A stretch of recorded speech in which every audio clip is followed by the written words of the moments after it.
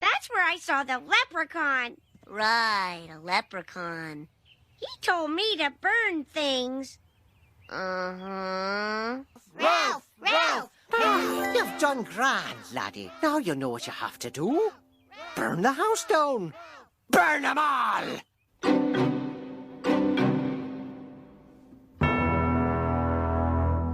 Who disrupts my coronation? Everyone has been destroyed because of this freak. I won't allow it! These babies just saved this lame fest party!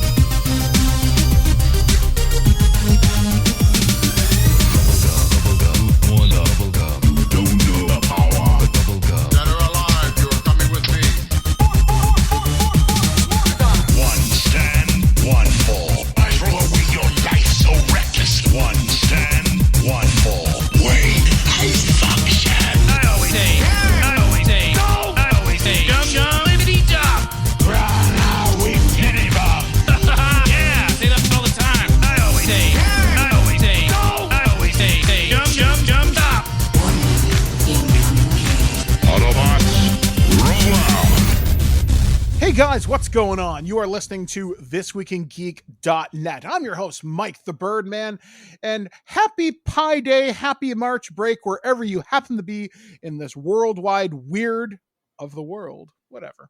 Of course, I'm not alone as I travel through troubled times, interesting times, and bizarre times. I'm joined by my good friend, compatriot, and life mate, Alex the producer. That's right, guys. So it is March break if you happen to be joining us from anywhere, I think more or less in North America. So what does that mean for you? Canada, Ontario and Canada mostly, because in the States, they got different times for March break, don't they? I think so, but I'm also not 100% sure of that. It's not March break, it's spring break there. That's right. So don't go to any places that have hotbeds of coronavirus and bring back something extra special from spring break that isn't an STI or something. Basically, don't go to the States. Yeah, more or less. So March break is Monday the 14th. When is spring break USA? April 11th. Okay, wow. I didn't think there'd be such a huge gap. Ours is always closer to reading week, which I think is usually February. Yeah. So anyway, so what does that mean for you guys listening out there in podcast land? Well, there will be no regular show next Monday. We're going to take this week off, catch up on reviews, spend some time with our families. And that also brings me to point number 2. So me and Blair, who is my wife, may have been exposed to COVID. As of today, we're just exiting isolation. But our mother, Mama Henry, and our sister, Kara, do have it. They are hopefully getting over it rather soon. Kara should be exiting isolation on Wednesday or Thursday. Mama Henry hopefully should be coming out of it rather soon. She doesn't sound too good, but she's in good health so far. So and it's not. And for anybody wondering, it's not out of carelessness. It's exposure based on being an essential worker, basically. Well, actually, it turns out it didn't come from Kara. Actually, it did not. Oh, it did not. It came from another family member we think is patient 0, but it wasn't through carelessness. Just these things are going to happen, but thankfully everyone is triple vaxxed, and most of the symptoms have been fairly mild. For me and Blair, it was mostly runny nose, problems with the stomach, and in Blair's case, a sore throat. For me, it was tremendously low energy, and I had like a really runny nose, some stomach troubles, but today I'm actually feeling pretty good. So that's that out of the way. So I looked at getting a 4th vaccination or 4th, like a booster, because they're announcing that we can do that. Mm-hmm. It doesn't look like it's going to be available to the general public in Canada till like June. I might be able to get it because I'm First Nations. I was going to say, you actually qualify after 84 days of your last shot.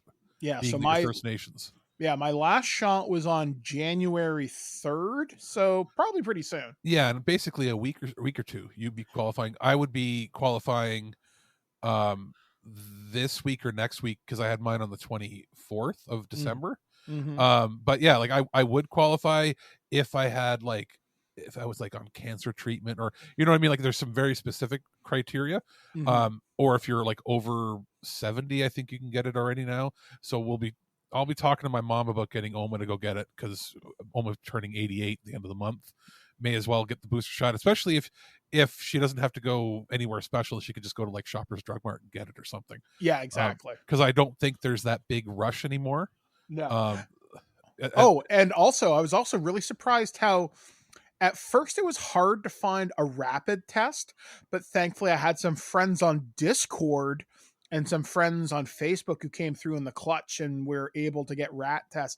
Actually, Blair today was coming back from running errands, and she came back with 2 more boxes of rat tests. He's like, wow, it was hard to find these things last week, but when you need them, now they're everywhere. Well, that's funny you were mentioning that, because I have, for food delivery service, I use DoorDash. And my city in Kitchener is one of 3 cities in Canada testing the Dash Mart, which is their own version of a convenience / grocery store, where I guess they rent out like a warehouse, and you can't go in there in person. You can only get grocery deliveries through it. So it's I guess a competitor to Instacart and that sort of stuff for their things. And big bold banner across the top, get rapid test kits from our Dash Mart thing here, free delivery and all this. And like they have plenty, like they're being one of the major distributors of that. And I was like, maybe Mike can get it through there. And then I realized it's literally only in London, Kitchener, and Toronto. Wow. And with an Ottawa store opening up soon. I know they have them in they have them in like San Francisco and New York City and that, but because we're like we're in the tech triangle right here, we're a test market for a lot of these startups, right? So I keep forgetting, not everybody has this. Yeah. So thankfully everything is seeming to be on the mend right now, which is I never had one of those tests. Is that one of the ones where they got to stick it right in your brain? Yep. And if your eyes don't water, you're not doing it right. See, I'm scared of that, not because I'm scared of being poked and prodded. That's not a big deal. But I actually have a condition where the veins in my nose are closer to the surface. I was diagnosed as a kid that way. I used to get a ton of nosebleeds. And part of it can be blood pressure and stuff. And when they did the test, they're like, oh, it's not that you got a problem with your skin. It's that literally my veins are closer to the surface than most people. So irritation can cause bleeding. So I would be afraid of constantly getting a nosebleed if I had to get tested like that. Yeah, I found my nose was bleeding quite a bit afterwards, but Blair's very, shall I say, thorough whenever she does these tests. So when she does it, you're just like yep, just off button. Yep, like just get it over with. Ow, it hurts. So thankfully me, Blair, and Shannon are all in the clear, so that's good. So as we often start off the show, we talk about what we've been doing this past week, and most of it's been isolation. But that being said, I decided to check out a new movie on Disney Plus this week, and it's a Canadian focused film, and it's called Turning Red, which is the big Disney Plus film. It's set in Toronto 2002, and it's about a little girl who basically wants to break free of her family's expectations of her, and as she does this, she turns into a giant red panda. And it's a surprisingly cute movie. It's really, really entertaining. If you're a Canadian, especially in the right age range, you'll recognize big Toronto landmarks in there. Obviously, there's the CN Tower, there's the Sky Dome, which wasn't renamed until 2005 when it became the Rogers Center. And it's basically gone to shit ever since, because you don't get any special events there anymore. WWE, like you remember there was the big Hogan versus Rock WrestleMania was there. 80,000 people. Yep. SummerSlam was there with Batista and all that was a big thing. Big concerts, because the city used to give discounts. Then when Rogers took over, there's basically nothing run out of there anymore. Just concerts, really. By the way, sorry to sound like I'm chewing right now, but because we're recording this on Pi Day, my wife just handed me a not quite a native-based hand pie made with Bannock. I don't know. It's really hard. It's very much like those Hostess fruit pies you got in the 90s. Oh, and sugar-free, and it's really good. Like the ones from McDonald's? Yeah, kind of. Actually, yeah. These are very close to the McDonald's one without all the deep-fried bullshit. Yeah, it's really good. I might have to have actually, my aunt made a whole bunch of pies at Christmas for the freezer. She made like homemade meat pies that might take 40 minutes. Maybe I'll have that for dinner later on today You should. for Pie Day. So, in addition to this movie being set in Toronto and having all that, they have accurate TTC cars, TTC passes, which for those of you that don't know, that's the Toronto Transit Commission. Are the kids using the coins? They do mention loonies and toonies. Well, it's not that. Like most cities that have buses, when you get a ticket for the bus, it's literally a piece of paper. Yep. But back then, I don't think they use them anymore. It used to be tokens, because I remember riding the subway a lot. The tokens, they were TDC tokens were like 2/3 the size of a penny. Yeah. And I would have like when I visit my grandparents, I'd have a bag full of them that you'd use. And I think they've all switched to using the tap passes for either the TDC Presto. or the Presto Pass, right? Yeah. So, but yeah, like I might in my wallet somewhere still have some tokens from back then. Now, one of the big things that made me so happy, because I'm a Southern Ontario kid, born and bred, is one of the major locations in the movie in the very beginning is a Daisy Mart. Daisy Mart, for those of you that don't know, is basically our version of 7-Eleven, previously Becker's, and now all across Canada, they're like Circle K's, which is a big thing in the States. Which is interesting because a lot of Americans don't realize Circle K is Canadian. Like it's second only to 7-Eleven as far as like ubiquitousness in the States. Are you sure? Because in Bill and Ted in 1988, they were at a Circle K. I can tell you right now, Circle K is Canadian. I'm looking it up right now. That is news to me. Yeah, it was bought by a Canadian company, I believe. Oh. Circle K is retail stores. Their headquarters, the original headquarters was in Arizona. Montreal is the U.S. and Canadian headquarters now. It is wholly owned subsidiary. Who owns that shit? In 2015, Couche-Tard announced that Circle K would become the worldwide brand of all of its convenience stores, replacing Mac's, Kangaroo, and a bunch of other stuff.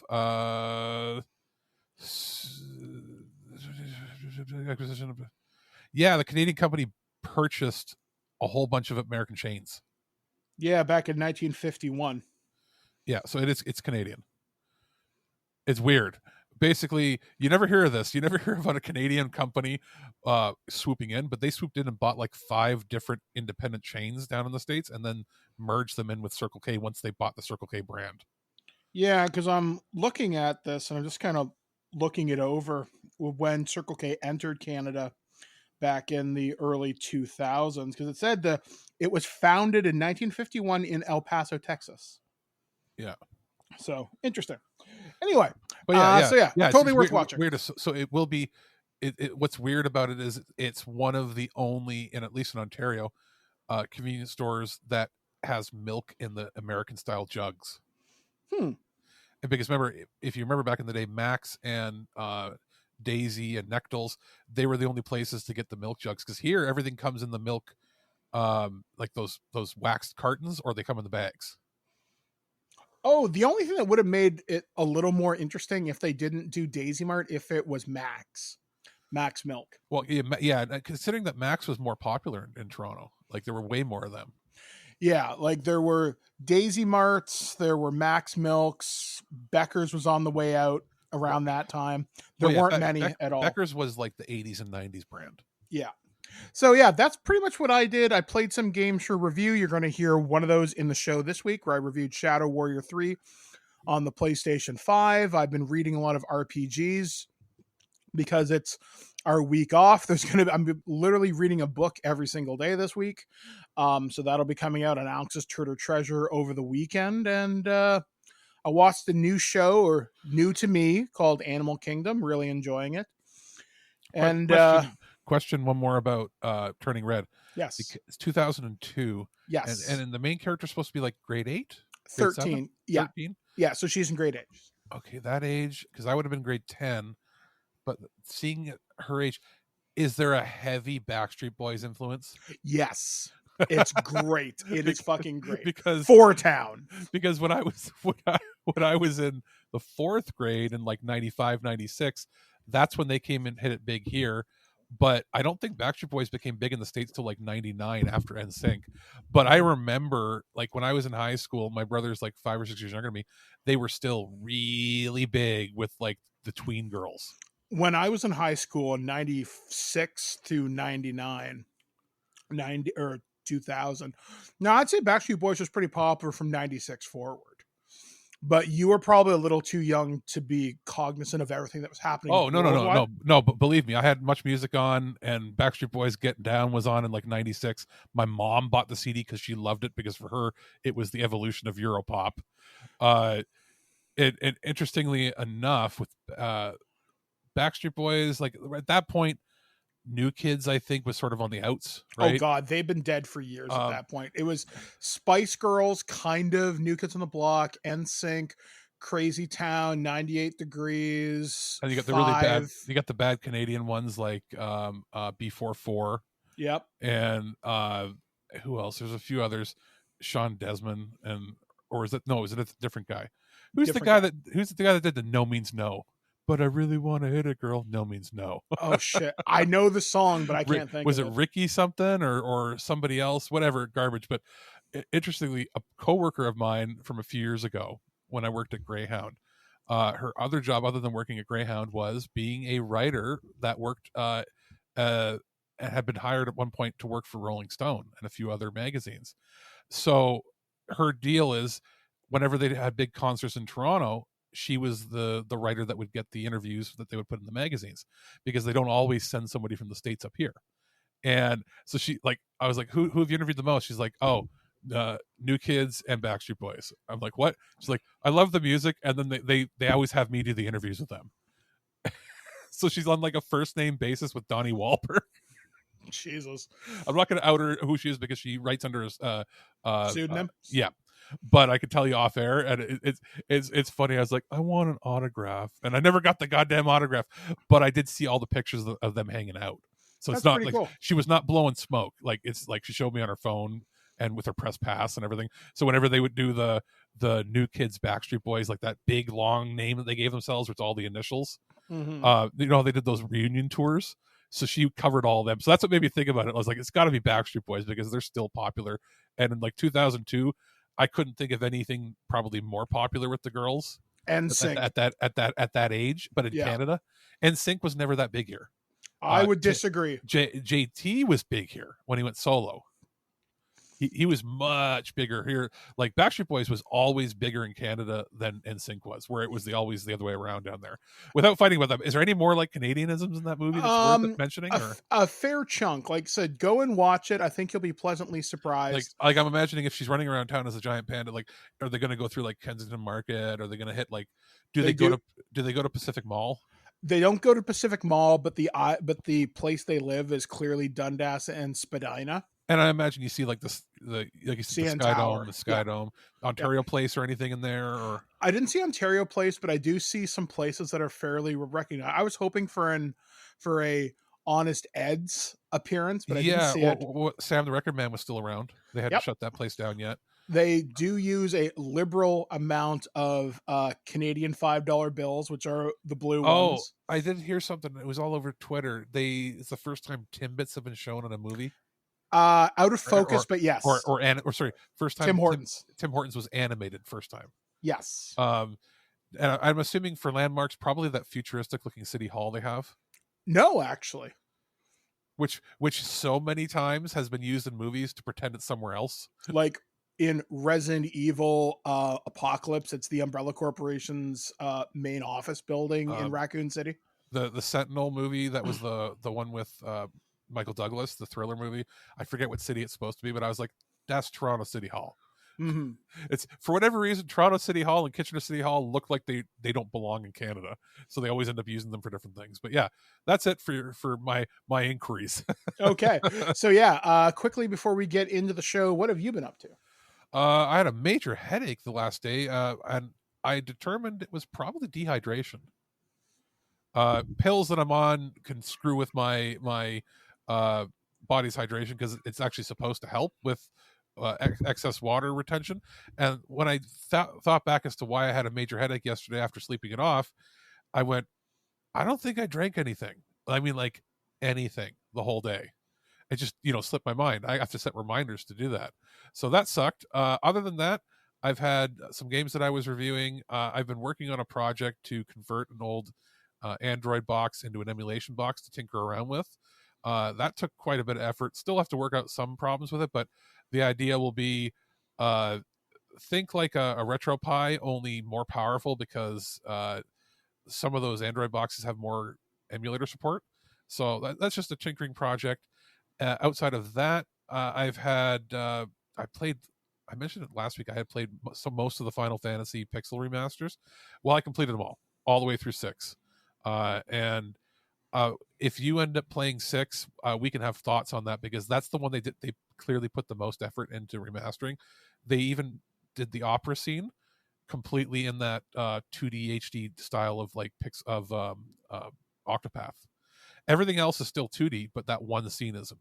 So that was fun. And then it was a lot of just like decompressing and like, you know what? I need to make my brain turn off. So I was trying to veg out and catch up on some TV, but nothing major.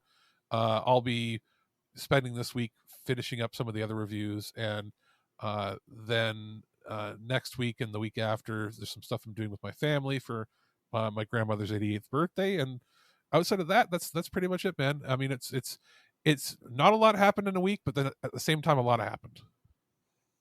All right. So, as always, guys, we have a lot of stuff to cover in this week's show. We're going to be taking a look at my review from Flying Wild Hog and Devolver Digital. We're going to be looking at Shadow Warrior 3 on the PlayStation 5. And what reviews are we coming up from you, Alex? I have ELEX II and Monark. Okay, so we'll be taking a look at those and more right here on ThisWeekInGeek.net. But we're going to find ourselves at the Wang Cave, and we're going to check in with series protagonist Lo Wang. This is my review of Shadow Warrior 3 on the PlayStation 5. We'll be back, guys, right after this, only on ThisWeekInGeek.net. I'm going to use educational props this time, so pay attention. This is me, Lo Wang. Yeah, it doesn't look exactly like me, but you get the idea. So here I am after saving the freaking universe from collapsing. Your egomaniacal sister's dead carcass lies defeated on the ground, and that asshole Zilla is no longer breathing down my neck. Talk about a happy ending, right? I was expecting fireworks and champagne. Instead, the gates to the Shadow Realm open and, wait for it, a 10,000-year-old dragon comes fucking flying out! Hey guys, this is Mike the Birdman here, and I'm here to talk to you about a game that I got for review on the PlayStation 5 from Devolver Digital and developer Flying Wild Hog. We're going to be taking a look at Shadow Warrior 3 on the PlayStation 5. A review code was provided to us. So me and the Shadow Warrior franchise actually go back a number of years. In fact, I remember playing Shadow Warrior on LAN in grade 10 in high school back in the 90s. So me and Lo Wang go back a ways, and probably the reason why I didn't have such a great mark in grade 10 history class. But that aside, I've been really looking forward to playing the modern incarnation of the Shadow Warrior franchise. I just haven't got around to it yet, so playing this was actually kind of fun for me, as I never had a chance to check out the other ones. So that being said, I was a little lost when it came to the story, but you don't really play the Shadow Warrior games for the story necessarily. However, thankfully, Lo Wang does give you the lowdown before the game starts, and you set off on this grand adventure. So the story, such as it may be, is that it picks up shortly after the events of Shadow Warrior 2, where your sister is dead at your feet, your friend is passed away, Hoji, and you have to stop this eternal dragon, which has come through this Shadow Realm type thing. You've teamed up with your old arch nemesis Zilla and this witch, and well, basically you have to save the world as this smart-ass, wisecracking samurai type guy with machine guns. And well, you eventually team up with a raccoon. Yeah, you and a trash panda, you become buddies. So it's a silly adventure that doesn't take itself seriously at all. In fact, this game is probably one of the funniest I've played in a really, really long time. They cast Asian actor Mike Moe as the new voice of Lo Wang, after I understand the previous actor was not of Asian descent. And the new guy playing Lo Wang, Mike here, I actually complimented him on Twitter. Wonderful performance. The guy's funny, it's sharp. I think he's funnier than Duke Nukem. Dare I say, this is probably one of the funniest video game protagonists I've actually had a chance to play as in a really, really long time. I had a fantastic time with it, laughed a lot. The gameplay itself, it's a very much a take on stuff you've seen before. Very reminiscent of Doom 2016, Doom Eternal, where it's an arena shooter. Basically, you're moving from one area to the next, clearing it out. There isn't a lot of exploration to really be done, but that's totally fine. Because the fights move remarkably fast. You've got your katana, which helps you replenish health and ammo, but you can also have a shotgun, a pistol, an SMG, a railgun, a grenade launcher, a shuriken launcher, and I think that's it. But you can also do something called gore finishers, where if you charge up a meter by using your katana or shooting people, you get finisher points. And when these finisher points max out, certain enemies you can kill for a buff to your health and invincibility. You can grab a giant sword off another one. You can rip this jack-in-the-box in half. I know, it sounds weird, just follow me. You get this really cool-looking chain gun. My favorite attack, though, is where you kill these giant floating shogun head-like things. It turns into like a laser grenade and fills the entire area with like area of effect damage. Or there's this other one, which is like a garbage compactor on wheels, but it turns everything into like this black hole grenade from like Mass Effect 2's black hole gun, and you can just launch grenade launcher shots into it as it sucks everything into the surrounding area, and you kill everything. Really fun. There are a couple of boss fights sprinkled throughout. None of them are particularly hard, more annoying than anything. The most annoying thing about Shadow Warrior 3, it's how short it is. I call these games one and done when it comes to controller charge. And what I mean by that is, PlayStation 5 controllers, in my experience, only last between 4 and 5 hours, depending on how much rumble, vibration, and all that sort of nice stuff is happening. And Shadow Warrior 3 is the type of game you can easily beat on one controller charge, or an afternoon or an evening, depending on how you want to play. It's not a particularly hard game either, but that's perfectly okay. This was a completely fun experience for me. Now, there isn't a lot of replayability. I guess if you wanted to go back and get all the trophies, maybe for doing some of the challenges, which is how you upgrade your character, you can find upgrade orbs in the world, but more often than not, they're found by doing challenges like, here, kill this many enemies doing this, push so many enemies off ledges, do wall runs and kill people shortly thereafter, that sort of thing. I found maxing out my health and my sword were my best options, and then specializing in one weapon. I really put a lot of points into the shotgun and my SMGs, and I got through the game fairly easy.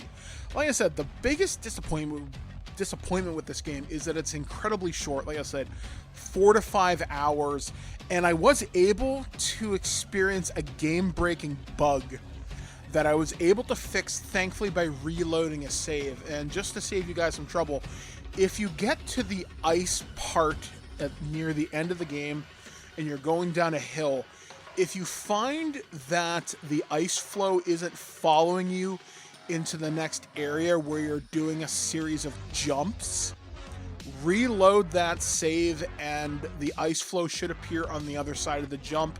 It took me the better part of an hour to figure this out, but thankfully my wife suggested reloading the save and all was not lost, and the game was finished shortly thereafter. So I guess my final verdict for this game, is it worth playing? Yes. This game is available on PlayStation Now if you happen to be a subscriber to that. Otherwise, this game is about $50, I think. Is it worth that? No. Is it worth playing? Yes. So what I'm going to say is, if you have PlayStation Now, why are you not playing this? Otherwise, I'm going to say wait for a sale, but definitely check this game out. I really hope we see some sort of DLC or Shadow Warrior 4 at some point. I think Lo Wang's a funny character. I think this performance is definitely one of the funnier ones I've heard in a long time. Is he going to get nominated at the Video Game Awards this year? I would like to think so, actually. Like I said, I think he's a funny guy, and a lot of reviewers say he's overly cocky and not funny. I disagree. I actually had a pretty good time with this game when it came to laughing at a lot of the one-liners and story.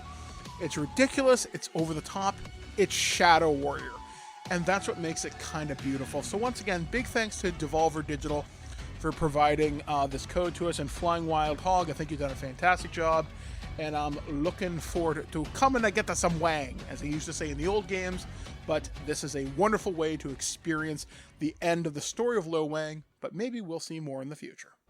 Wang, although the ancients are gone, their chi still lingers in their artifacts. How many times have we tried to kill each other? You weren't my first choice, or my 15th choice, but since everyone else is dead, I'm afraid you'll have to do.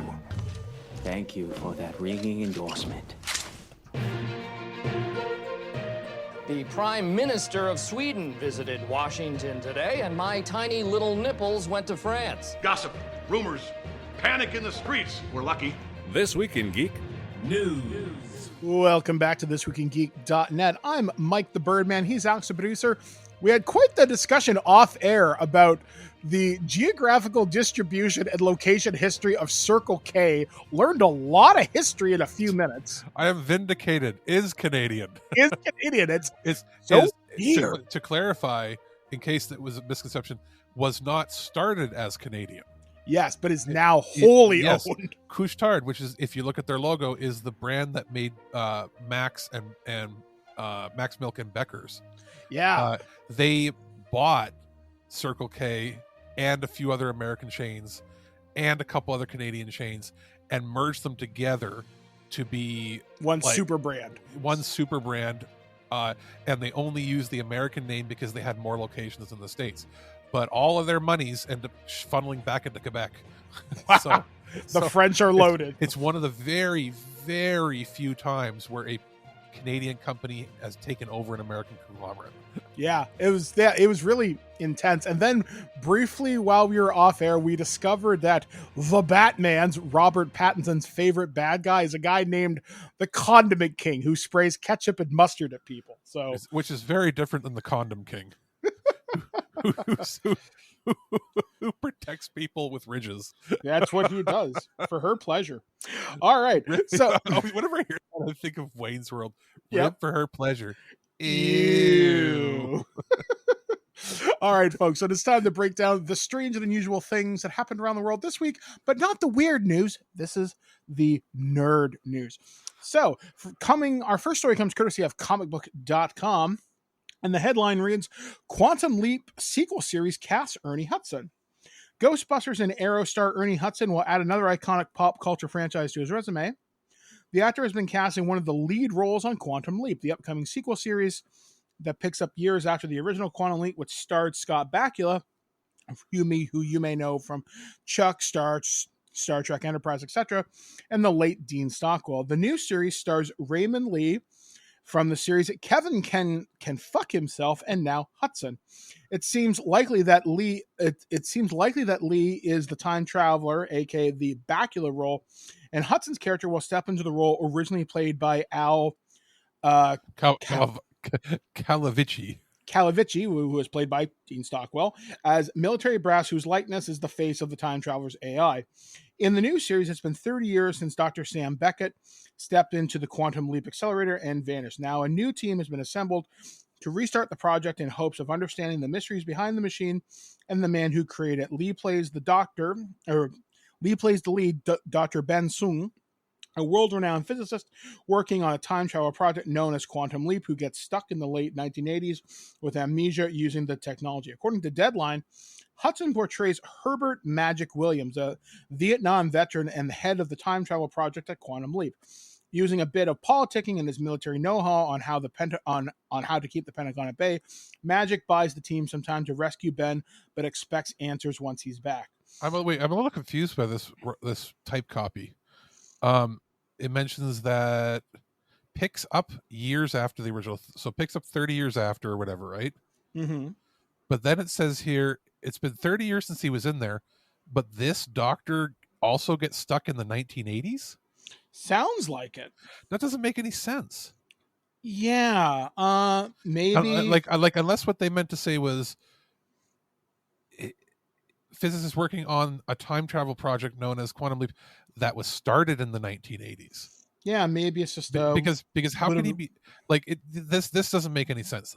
It's been 30 years since Sam Beckett was launched in there and vanished. This guy is going to continue his work, but he couldn't continue his work in 1989 because he wouldn't have been like born or like, you know what I mean? This some of this doesn't make sense. Even if he was born, like it sounds like somebody either writing this got it wrong or they're giving mixed messages. I'm hoping it's that it's a sequel show and that in the first episode we see what happened to Beckett. Yeah. So Scott Bakula has said that show is very special to me, obviously, so I wish whoever did it luck. Bakula said in a recent interview. I mean, the idea of walking into another man or woman's shoes is so relevant and so important right now. We've become so divided in our world that the ability to cross that line of politics and just deal with the humanity and the individual person who's sharing a moment on the planet with you is really relevant. There was also a quaintness about the show because it had this period feel because Sam traveled anywhere within his own lifetime. That made it feel a little old-fashioned, but I would hope that they get the truth of it and the sentiments right and not try to make it slick. Sam was this naive kid who just happened to be a brilliant scientist who stumbled on something and all of a sudden was thrown into all these different lives and worlds and people and situations that he could never have imagined growing up in. I would just hope that they would try and keep that, but I don't know what they'll do. Quantum Leap ran for 5 seasons and a total of 97 episodes on NBC between 1989 and 1993, and followed the story of Sam Beckett Bakula, who played a physicist. Upon losing funding for his time travel project, decides to test his theory that time travel within one's own lifetime is possible before anyone can stop him. He soon discovers that his leap into the past temporarily puts him in the place of another person with the help of a hologram of his best friend, Al. Can't pronounce his last name. Say it again for me. What do we see here? Al Calavici, I think it was, or Al Calavici realizes that he has to correct issues from the past in order to leap back out. The Quantum Leap finale was controversial after 5 seasons, leaping through the lives of strangers, making things right and changing their torturous past. Sam Beckett. You want some spoilers for a 30-year-old show? He gets back, but then he decides to just go back anyway? No. At one point, early in the show, he leaps into his past and plays a younger version of himself. Mm-hmm. And while his brother goes off to Vietnam, where he knows his brother's going to die and he can't stop it because it's how it's supposed to be. And then he even plays his own father in it, who dies. Mm-hmm. And he tries to get his dad to stop eating bacon and stuff. And it's actually pretty cool. We're like, is he going to leap back home again? After that, he leaped into his brother's platoon and saved his brother, altering history. And I don't remember how that played out, but that was in like season 2 or 3. The final episode, he leaps into this town and he can't seem to leave the town. Like he's there and it's populated by people he's saved before, but they're different people. Like somebody from season 1 or season 2 or season 3, they'll be there, but they're not the same people. They're in this like Western mining town. Mm-hmm. And he's like, what the hell? They're not like, he talks to them as if he knows them and like, who are you? Like the idea, like they've never seen him before. And he's in there and the thing he has to save is he saves some miners from dying and all this. But the more he talks, he starts talking to the bartender. He's like, something's odd about this place. Like, yeah, it doesn't make sense. Like, why am I seeing people I've seen before and all? And the bartender talks to him and like doesn't break the fourth wall, but starts giving him more and more hints. And then he talks to him, and more he talks to him, he realizes he thinks he's talking to God. Like he's not, like the bartender knows too much. Mm-hmm. And he turns to him and he's like, he talks to me, he goes, well, Sam. And he's like, I didn't tell you my name. And he talks to him more and more. And he goes, I just want to go home. And he's like, is that what you really want? And he realizes that he can't go home because he knows he's doing so much good where he is. He wants to go home, but if he goes home, he won't be able to save more people. Yeah, because and it ends with him sort of like being upset, and then he saves the people, and he realizes he might have been talking with God or a guardian angel, or not, or like that's how he's and the person there's like, is that how you want to interpret it?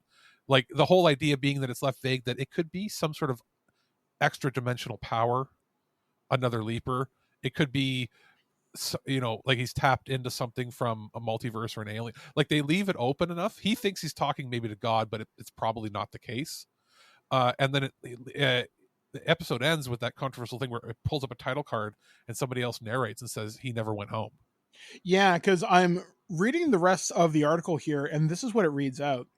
The Quantum finale was a controversial one because after 5 seasons of living through the lives of strangers, making things right, and changing their tortured past, Sam Beckett finally got as close as he would to ever returning home when he left into the past of Al, his best friend and the project observer at Quantum Leap, who appeared as Sam Beckett as a hologram and serves as his invisible Al throughout the show's run. Al had been taken as a prisoner of war and was eventually declared dead, causing his wife Beth, the love of his life, to remarry.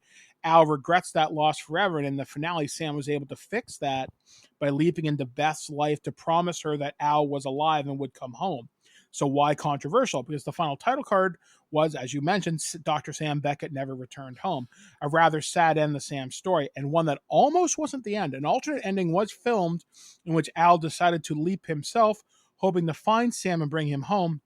That ending with terrible audio, only really intelligible through a leaked script that series creator Don Belsanero had long before claimed was fake, actually turned up on Reddit in 2019. And a girl that I know from a website I used to work with many, many, many years ago did a special on it because she loves Quantum Leap. Well, 25 years of it being a rumor, and it showed up. Yeah, that's insane. To the point where the producer said it didn't exist.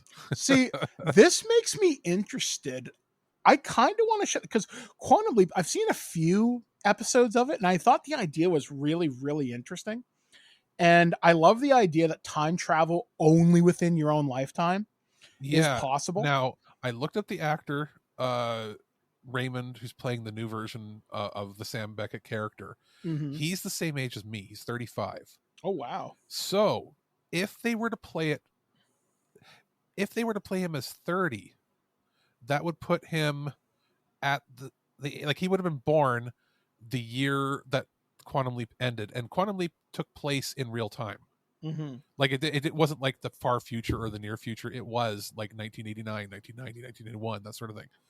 So they could play it a couple different ways. If they wanted to play a 30-year-old who's like this, brilliant young scientist, or if they want to play him around his actual age, you could make it the same thing. And now the advantage of it being in Sam's own life, ranging from the 50s to the late 80s, early 90s, was what that allowed him to do was there's a lot of social change that happened in that time period, right? Yeah. You could somewhat argue that it would be a little less like interesting if it's only 90s, 2000s, and 2010s, but there's still a lot you could do there. Like, I don't want them to make it so he can go to any point in time, or that ruins the whole appeal of the show. But making it so that he can't go back before 1990 would be interesting, because it would mean he couldn't go back to save Sam. Right? Because the argument is, well, why doesn't he just leap? Why don't they find a way to have him leap back and stop Sam from ever going into there and getting lost? Well, you set it so that he was born after 1991 or 91 or 92, so that he can't leap back and like there's no way that he could undo the project from being made. Yeah, it's gonna like I wonder if they'll touch on alternate realities and stuff like that, which will be probably be like a season finale or something. Well, I feel that if they don't feature him in the first episode, the season finale should have Sam show up. Yeah, that would be cool. Because NCIS New Orleans, which is what he had been most recently starring on, Scott Bakula, was canceled last year. He doesn't have, I don't think he has a project lined up right now.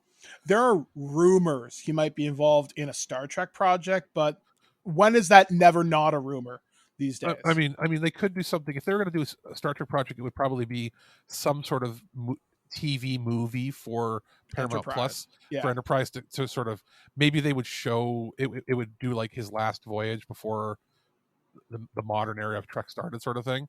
Mhm. But there's no reason why. Like I had thought when the show was canceled, I was like, okay, he's going to finally maybe make that thing, because the original idea about 10-15 years ago was they were going to have his daughter leap to try to find him, and that was going to be a TV special Mhm. as like a 20th anniversary reunion, and that didn't make it through. There was a script written, and it was this was also when the actor that plays Al was still alive.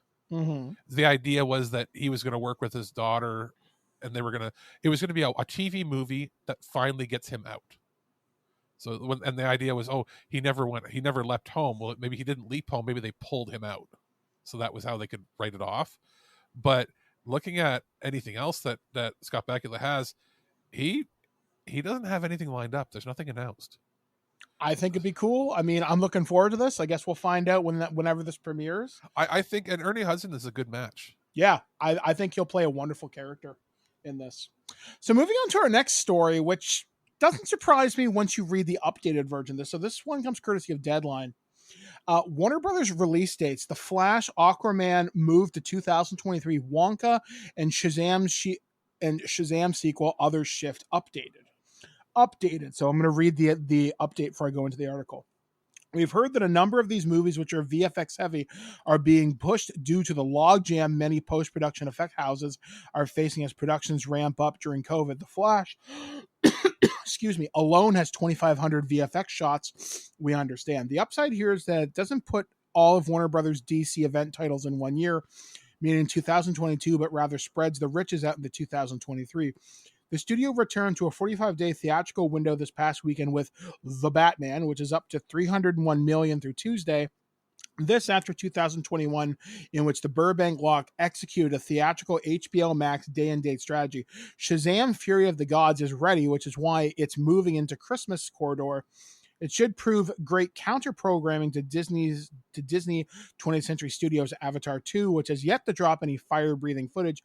Wonka is truly a Christmas-themed movie, hence why it's moving to 2023. So here are the new dates. Previously, this is the old article, but it's still worth kind of talking about.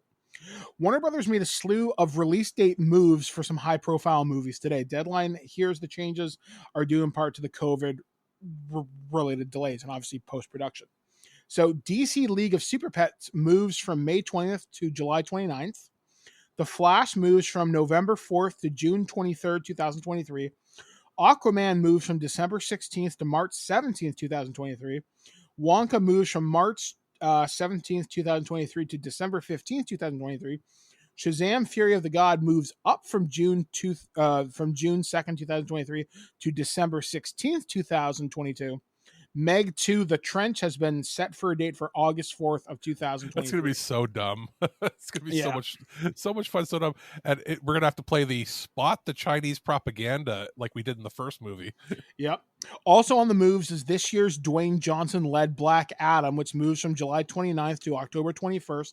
The Star revealed that one earlier last week. The animated DC, then it just kind of goes on to everything else.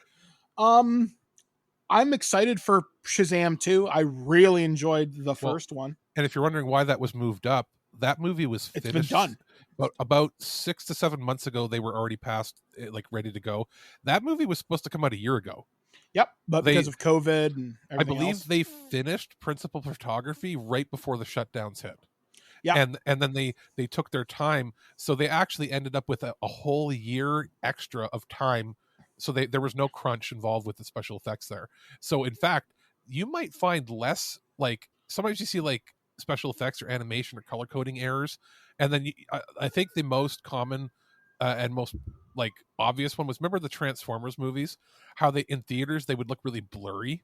And it wasn't like the camera, it was that they were rendering them at a lower resolution to get them ready. And then when you'd hit the Blu-ray, they'd re-render them all better. We're not going to encounter any of that because they've had so much time to work out all the little details and continuity errors and things. It might be the most complete looking superhero movie in theaters, just from that fact alone. And you know what? It was going to be going up against, I think it was Wakanda Forever, which we've yet to see on any of the big Marvel titles outside of Multiverse of Madness drop a trailer. Well, at Multiverse, we'll probably see something. Isn't there something in the summertime? I think Thor: Love and Thunder is supposed to come out. I think that's either this year or next year. But yeah, like I know Wakanda Forever is their December movie, and that's within 3 weeks of each other, one after the other. There's no way they would do business. Yeah, like people aren't ready. Like people, they think, oh, people are ready. People are ready to go to theaters for very large tentpole features, very specific ones, and not a lot at the same time. That's why like Ghostbusters did okay, but it was still before a lot of people had their third shots or anything. But that's why Spider-Man did so well, because there was nothing else. And then now Batman's doing well because there's nothing else. And you could say, oh, well, there's Jackass. And yeah, but we went to see Jackass. There's like weeks afterwards. We went like 2 weeks after it came out, and we went when it was like 10 people. Even then, it's a different demographic. Yes, there's crossovers. There's going to be a lot of Batman fans that are Jackass fans. But do you know how well Spider-Man would have done if Batman and Spider-Man came out the same week or within a week of each other? It would have hurt both films. So I feel like they went, even on a normal year, a good year, it's not good to have their films coming out within 2 to 3 weeks of each other on their, like, even on their own. Like Warner's like, what are we thinking? We're going to cannibalize our own people. Well, like, also consider this, like, when does Spider-Man Into the Spider-Verse 2 come out? October? Yeah, it's from Sony. It comes out then too. Yeah. I know, was it Morbius got pushed back this later now? April 1st. April, yeah, I think. Okay. Because advanced tickets literally went on sale. I just got the notification email. Which I'm going to see, but I'm not seeing it for him because I'm not really a Jared Leto fan. I think he's way overhyped for the quality of actor that he is. He devotes his body to things, and he'll go thinner or fatter if he needs to, but he's more of a presence guy, less of an actor. Like, he looks good on camera, but he's not necessarily a great actor. Well, I'm going to see it because I want to see what they do with Michael Keaton. I want to know how they tie this all into the wider Sony verse of Spider stuff. It looks like they both end up in prison, and this is how they're going to start the Sinister Six.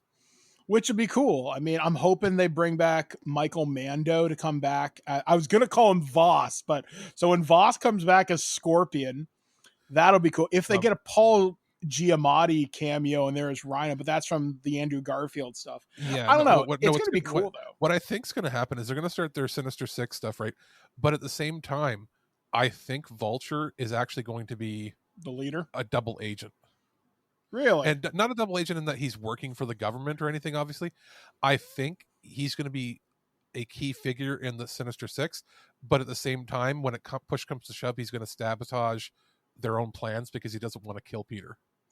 Yeah, it's going to be interesting to see how this all kind of plays out, because he would have forgotten because of the spell. Well, he would have forgotten because of the spell. That's true. There's a factor there. That was one thing I didn't think of. So he would have forgotten what ties he had to him. So he wouldn't necessarily know who he was. But if you remember, the end of the movie where he was in, where he goes to jail, somebody asked him, or says, "Who's the Spider-Man?" And he said, "If I knew, I would have killed him already." And that was Voss. That was Scorpion. Yeah. Yeah. And when they did that, the way the camera pans in that, it's clear he's protecting Peter. Yeah, it'll be interesting. He as much as he's angry with him, he respects him. Do you think No Way Home fucked up that scene though? No Way Home might fuck up that he knows the identity. He doesn't know the identity of Peter anymore. Yeah, but it doesn't. Remember, the spell was nobody will remember who Spider-Man is. Yeah, not that Spider-Man exists. Yeah, just so Peter's identity. So he won't remember why he feels this way about Peter. Mm-hmm. And if he sees Peter on the street, he won't recognize him. But he will remember that, if they're smart, he will remember that he respects Spider-Man enough not to want to kill him. Yeah, it's going to be interesting to see how the next slate of movies really changes up. It's going to be friggin' weird seeing him on screen as again in this film, and then probably again in whatever the next Spider-Man property is, as Vulture, and then as Batman in the same year. Yeah, like if you've ever been in a legacy thing, and then there's Beetlejuice next year after that. It's going to be a strange time to be Michael Keaton, that is for sure. So our next story, Alex found us, and this comes from GameDeveloper.com. Diablo 2 lead designer and lead artist formed new studio Moonbeast Productions. A pair of former Blizzard North developers from the Diablo 2 team have formed a new studio called Moonbeast Production. Peter Hugh and Phil Schink, who served as lead designer and lead artist on Diablo 2, respectively, have reunited at Moonbeast to start work on a new original franchise. This isn't the first time the duo have reconnected since leaving Blizzard, as both have developed established Hellgate London developer Flagship Studio with other key members of Blizzard North.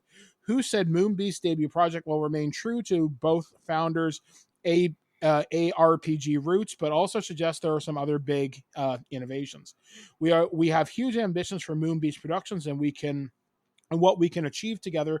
Continued Hugh. Phil and I bring a wealth of experience to the table, and we're both extremely excited about this new project. You picked this story. Why? Like, what have these guys done? Now, Diablo 2 to me, it's always hung on the periphery for me because that type of game, it's very hard to get me into. I was a big Diablo 1 fan because my first computer that I personally got for me came with, like, it was a used computer. It came with the CD-ROM installs for Warcraft 1, Warcraft 2, StarCraft, and Diablo. And so I played the crap out of them, like building my own levels, and Diablo 1 I played a crap ton as well. And never mind that it was a mature game. My parents saw it. I was like 9. They're like, yeah, we don't care. You know the difference. This is the biggest thing. All my, like, I had friends and even my cousins who weren't allowed to watch The Simpsons because it's not for children. And they would be like, what are your parents doing? Letting you watch that? And my parents just like, I remember my parents talking to my aunt one time and saying, our son is smart and can tell the difference between fantasy and reality. And then just the look on her face of like anger. How dare you? It's like, you know what? Our kids are smart enough to know what's real and what's fake. So they know that the video game is not going to come to life and kill them. I remember my main experience with Diablo 2, and I've actually had a brush with it recently.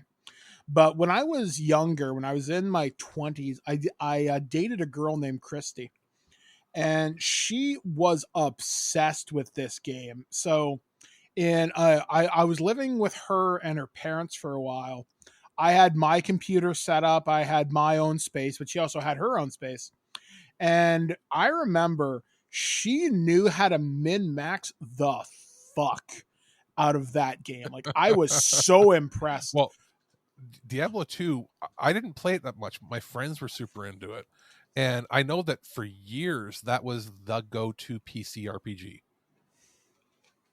Yeah, like, it's just one of those things it's a cultural part for people around my age, but it's weird. A couple years ago, Alex, when you joined the show, I think it was Tristan. If you people remember Tristan from the show, I remember him telling me that there was a Dungeons and Dragons supplement. I can't remember whether it was for D&D 3, which would have been the most editions people played from about 2000 to about 2008-9 when 4th edition came in. There was a supplement for Diablo 2 specifically, which added new options for like necromancers and barbarians. Dungeons and Dragons Diablo 2 edition. Yeah, when did that come out? May 1st, 2000. Wizards of the Coast published it. Yeah, I remember I found it locally. And there were expansions for it. Yeah. More supplements. The Bloodstone Tomb, The Awakening, Diablerie, To Hell and Back, and the Secret Cow level was actually made as a splat books. So like it was popular. Like at the time, this is before like the revolutions. Like, yes, there was Elder Scrolls, but the Elder Scrolls really didn't hit it big until Skyrim Morrowind. Morrowind. Yeah, on PC. Morrowind and then Skyrim. Yeah, but prior to that, you were in two camps. You were either an action RPG fan, EverQuest, maybe Ultima Online, maybe that was the online stuff. But as far as the single player ones, you were either a Diablo person, yep, or you were a Baldur's Gate person from BioWare. Those two right around the same time. Slightly different philosophies. You know, one was a little more action based, obviously, and one was more character narrative driven. even though there is a good narrative to Diablo. Mhm. You know what I mean? You can, you know, the differences, right? Like Yes. one being One's strictly, actually based on D&D rules, and you can actually break it down. yeah, and you can actually the world, whereas Diablo was, hey, let's build a ground up world with D&D in the back of our minds. Yeah. That's just how big they were. So I brought this up because this is, you guarantee that their announcement of this is to take advantage of all the bad press that's happening over at Activision Blizzard. Yeah, and because these guys have been mostly dormant the last 10 years, but they're dropping this information right when the Diablo mobile game is supposed to be coming out, the one that everybody thinks is garbage. It's gonna suck. And then, of course, they're still working on Diablo 4, which is, who knows what's going to happen years there. away at this point. Yeah. So they wanted to take advantage of some of that press, but at the same time, you remember the last time that we heard something like this happen from, it's like, oh, previous Diablo people came out. I think it was the Diablo 1 team, not the Diablo 2 team, that went to form the studio that made Torchlight. Remember how big Torchlight ended up becoming? Yeah, Like, and that thing ran on everything. Yeah, Torchlight 1 had a netbook mode to run on single core netbooks, and it ran flawlessly. You can run that thing on a friggin' potato. The second game, super popular. I played the shit ton of that 10 years ago when it came out. I remember that game being given away in Humble Bundles. I remember it popping up on Xbox Live and PlayStation Now, everywhere. I'm not a huge Diablo clone fan. That game I loved. Third game I heard came out recently, and apparently it wasn't the same team, so it wasn't very good.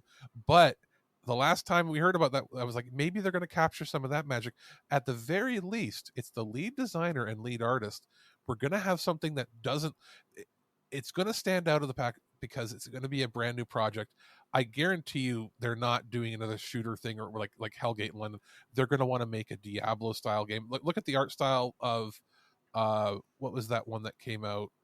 I would love for this, if it's this caliber of a team, I'd love to see them work together with the people who did the the Pathfinder games. Yeah. There was one that I played a while ago, Kingmaker. Kingmaker. And then there's the sequel, which hasn't been ported to consoles yet. I'd love to see these guys team up and do something cool. Well, what's that game? I know Ken's mentioned it a bunch of times. I keep forgetting. I don't know why I'm drawing a blank on it. It was like Game of the Year last year, or the year before. That Setsuna or whatever. The indie one where they're the Hades? Greek one. Yes. Yeah, that'd be interesting. With I'm not saying the action style of that, but that has brought back that isometric view into like the mainstream. Yeah. Like, what if they captured a bit of that magic, but what they're bringing to this is it won't look like a Diablo clone because they're the original people. These are the OG designers. So whatever they come up with, if you like that style of Diablo, they're going to do Diablo that better than the current team does Diablo because they're the guys that designed the whole look of the entire franchise.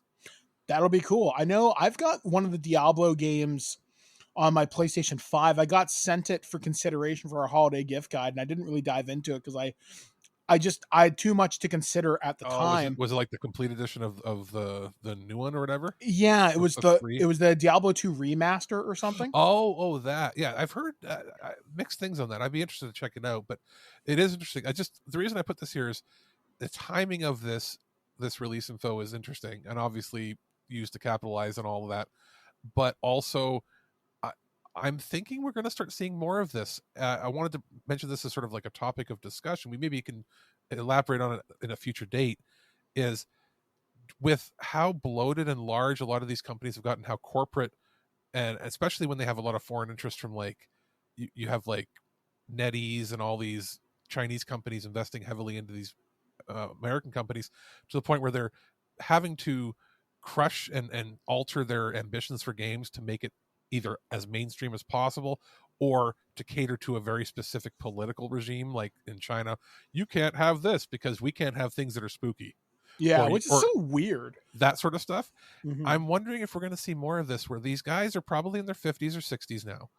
Are they going to leave companies as the head, like as executives, because they're tired of having their hands tied at a corporate level to go back into the nitty gritty of actually designing games at a smaller studio where they have full control, or coming out of retirement to do that. Like I wouldn't be surprised if we see this massive exodus of all of these senior talents that were really big in the late 90s to early 2000s to start smaller firms so they can have full control again. And what is that going to do to these large studios that, you know what I mean? Like I think people are starting to realize that hundreds of millions of dollars does not a good game make. Yeah, because you look at good game is good game regardless of budget. Yeah, because like you look at some of the people you have at like some of the really high end studios from EA and Activision, and yeah, you'll get good games from time to time, but sometimes you'll get the same cookie cutter bullshit. I mean, you need not look any further than Call of Duty Vanguard this year to see they put a lot of money into it, but the game sucks. I liked it for what it was at the time, and then whatever, it fell off the wagon to me. And even a developer like, say, 343, which is in charge of Halo, that game's going through some massive growing trouble right now. And a lot of older guys are just saying, I'm going to do my own thing. It's bloated code base. It's hands being tied. It's corporate interference. So much of a high budget where so many features have to be in there that it becomes almost impossible to make the game the way you want. Mm-hmm. You know, we saw the guys from BioWare that said, hey, peace the fuck out. And then they ended up making that new studio in Edmonton that's making, I forget the name of it. It's like that Stargate looking game where you're traveling through portals and building your town and stuff. Mm-hmm. And I was like, cool. We should see more of that from veterans. Like, I would like to see, like, we know Jade Raymond had gone to Google. And then when that didn't turn out, because it takes 3 to 4 years to make a AAA title, it just does. Yeah. And they got 2 years in, and then they they stopped the production of everything, and she moved over to Sony, made a new studio, and is with basically every single person that Google had gotten for her studio. She moved with them, and she's making some first party or second party title for Sony. I'm wondering, is it built out of the ashes of whatever property she was making for Google, or are they going to just make something from scratch? And it sounds like Sony is letting some of their people outside of like the core studios they have, when they're acquiring some of these new studios, or they're getting second party games, they're giving them a little bit of freedom to make what they want. I would love to see like this.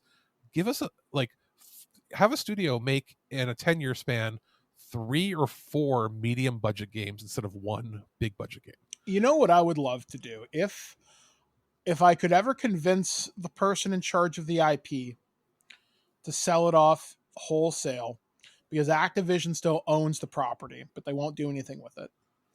I would love to get the guys from Neversoft, the guys who did the Tony Hawk Pro Skater games, get as many of the devs from Tony Hawk 1 through Tony Hawk Underground 2, get the best features of everything, get Tony Hawk to put his name on it, do as much as you can, get all the old skaters who aren't in terrible trouble. So I'm sorry, Bam, you don't get to come out and play this time unless you clean up your act, and do a really good skate game. Just replace him with Tom Green.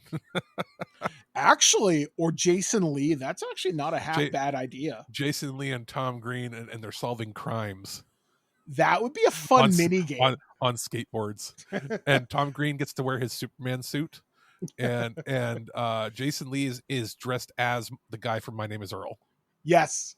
See, that's what I want. Like, I want smaller games that come out more often. Like, for example, when the Tony Hawk 1 and 2 remaster came out like a year or two ago now, I really enjoyed that. And I really wish they would go back and add levels from 3, 4, and Thug 1 and 2. But I think once that game was shipped, that studio gone. So it wouldn't have mattered if it sold 20 million copies. Yeah, and that's unfortunate. Well, actually, wait, if it had 20, that's Call of Duty numbers, they would have cared. But like it would have taken a fair bit. But who knows? Now that Microsoft owns them, they might want more.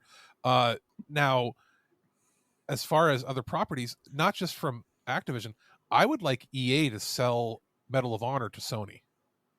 Yeah, because they don't have their own COD killer. Yeah, they because they don't do Resistance. They haven't done a Killzone in years. Resistance, they have zero plans to even remaster it, which makes no sense to me why they wouldn't do a trilogy remaster on the PS5. Yeah. Just an upscale shit, whatever. Killzone, they killed their own game with that last one, and there's no way that they're going to make a Killzone, like, unless Guerrilla makes a whole new studio to work on it. They're far too busy making VR copies of their games now and doing the Horizon. Like, they're going to be doing another Horizon game, guaranteed, one more. And so that we're looking at 3 or 4 years away for that. And they're making a VR title, probably 1 or 2 more. They're not going to make that. They don't have any other shooters. And it's not like EA is going to do a good job of making another shooter themselves or care about it. So actually, speaking of EA and shooters, so last night I decided to download a game because it was on Xbox Game Pass for a long time. Plus I have EA Play for whatever. And I downloaded Star Wars Battlefront 2. The game itself is fine, but looking at the mechanics of that game, it feels so old and weird. Like, the shooting doesn't feel good. Like, in first person, it feels weird. In third person, it feels not as good as a Gears game. And a Gears of War, to me, is about as good as third person gets at times. But with the stiff movement of Battlefront 2, I mean, it's fun. I'm glad I'm playing Star Wars, but it feels strange. So Sony... It's the Frostbite engine it was made for shooters, but it was made for one type of shooter. Battlefield? And even then, they have not done enough to innovate that, as you know from how bad that their engine works even on their own game. I think it's... People are like, oh, they should just go to Unreal. No, you don't have to go to Unreal. Why does everybody think you have to go to Unreal? You can either make your own engine again, if that's what they really chose to do, or they could go to like the Metro engine. They could license other engines other than Unreal to make the games. Like, I don't want every single game to use the same engine, because then every game's going to look the same. See, for me, it's weird, and then we'll move on to our next and final story. The engine I like most for shooters, and there are several things I require. Call of Duty I like for twitch shooting. When it has to be fast, movement is paramount. My favorite Call of Duty for movement is Advanced Warfare. My favorite non-Call of Duty movement game is Titanfall 1 and 2, which is an EA title. And then finally, my favorite multi-purpose shooter is Halo Infinite. And the reason I say that is Halo Infinite's design is depend on using the right weapon in the right situation, which is why you have simple jumps, you've got bunny hopping, but now with the advanced movement, you can think a little bit outside the box. Call of Duty is when you could wall run and boost jump. That was different at the time, but it was the same engine. And then with Titanfall, it took everything where you still had to use the right weapon in the right situation, but you also now had advanced movement and quicker time to kill. So what I'm looking at for a shooter, if I could find everything to combine all those elements into one game, I'd have my perfect shooter. Does that exist? Maybe Apex, maybe, but that's if you really want a multiplayer shooter. Yeah, like in terms of a good single player shooter, COD is very simple. It's always headshot done. Halo engagements will last a little longer because enemies have shields or enemies have different resistances to weapons. And in Titanfall, it was very shoot them in the head and they're dead, but Titanfall 2 showed you could do a lot more with that formula because the Titan introduced new gameplay elements. I do think a Medal of Honor, if given to the right studio at Sony, even if they had to form a new studio or if they split off the studio that made it, whatever, you could have a really good single player. Because Sony does, the reason I say Sony is I don't want them to go to Microsoft. No. Sony does single player stuff. And if they did it, it would have, even if it was only 10 hours, would have a really solid single player campaign. Yeah. And then have good multiplayer on the side after. And if they did that, you'd think they would want it, and not to license it from EA. I mean, to friggin' buy the actual property to get their stuff, because they know they've got maybe 2 years left of Call of Duties on their system. I don't think it'll ever be exclusive because I don't think they want to cut off that money. I will guarantee you it will be exclusive except for Warzone. I don't know. They will but keep Warzone out there. You will not see a single player campaign anymore on the PlayStation after that acquisition happens. I guess we'll have to wait and see. I don't know. I'm a little leery because I don't think they'd want to cut off their own foot from money. They already said they're only having one more on there, and then their plans are to keep the Warzone on all platforms. And they will refuse to answer whether or not they're going to put after 2023 if they'll have any other of the mainline games showing up on PlayStation. Wow. Well, I guess we'll wait and see. We'll find out in 2023. That would be a real shot across the bow is if they got Medal of Honor. And it's not like we're trying to perpetuate there needs to be a war between these people. No, but there needs to be something to fill the void because not everybody can afford both consoles or wants to pay for both consoles. Like hell, if we didn't do reviews, I wouldn't be paying for Game Pass. Even though I like Game Pass, I probably, if I didn't have plan on reviewing things, I wouldn't have an Xbox console. The only Xbox for me is mostly multiplayer. For me, if I want a good narrative experience, 9 times out of 10, I do go to PlayStation. And that's why I'm not a PlayStation fanboy. It's just I prefer single player games. So there's not a whole lot of there's a good value in Game Pass because of the amount of games that show up on there. But if I want to play AAA single player games, I'm most likely playing them on PlayStation because what does Xbox have? They haven't launched a single player game at all. Psychonauts 2. Okay, that's not AAA. It's really good. It's really good, but it's not AAA. It's written well. AA at least. Yeah, absolutely. But they don't have a God of War. They don't have they have promises of some games coming, but look at we're a year and a half into the launch of the system, and they've had Forza, Halo Infinite. Yeah, there is no must-own killer app for the Xbox yet. Whereas PlayStation has had Spider-Man, Miles Morales, God of War, Persona. As far as if you want to talk purely exclusive, Series X has had nothing because every single one of their games also comes out on PC right away, day and date. But if you want to be, pedantic and say, okay, stuff that only works on next-gen consoles and PC, they've had Flight Simulator. Yep. And I think Gears of War Tactics. Whoopee-doo. Everything else has been PC or multi-gen. Whereas the PlayStation, you got your Demon Souls, you have Returnal, you have Ratchet and Clank, you have those are the I think Deathloop, right? Right now, yeah, Deathloop. I think that has PC as well. But those are you got 3 or 4 games already, and that's even with the delays. Not that every game's going to be for everybody, but you know that Microsoft hasn't announced a single title with a day and date release except for what's the one from Bethesda? The Starfield. That's it. Nothing else has a date. Yeah, that'll be interesting to see what happens when this year's E3 rolls around in just a couple of months. Yeah, it's gonna be. We're probably gonna be bringing back Prototype in full force because it's gonna be a lot announced in the next 6 months. Because otherwise, there's nothing announced for Xbox at all. Yeah, season 2 of Halo Infinite didn't start until May. Yeah, and even that game, even some of the Halo pros are firing shots at 343. Some of the pros have even been blocked.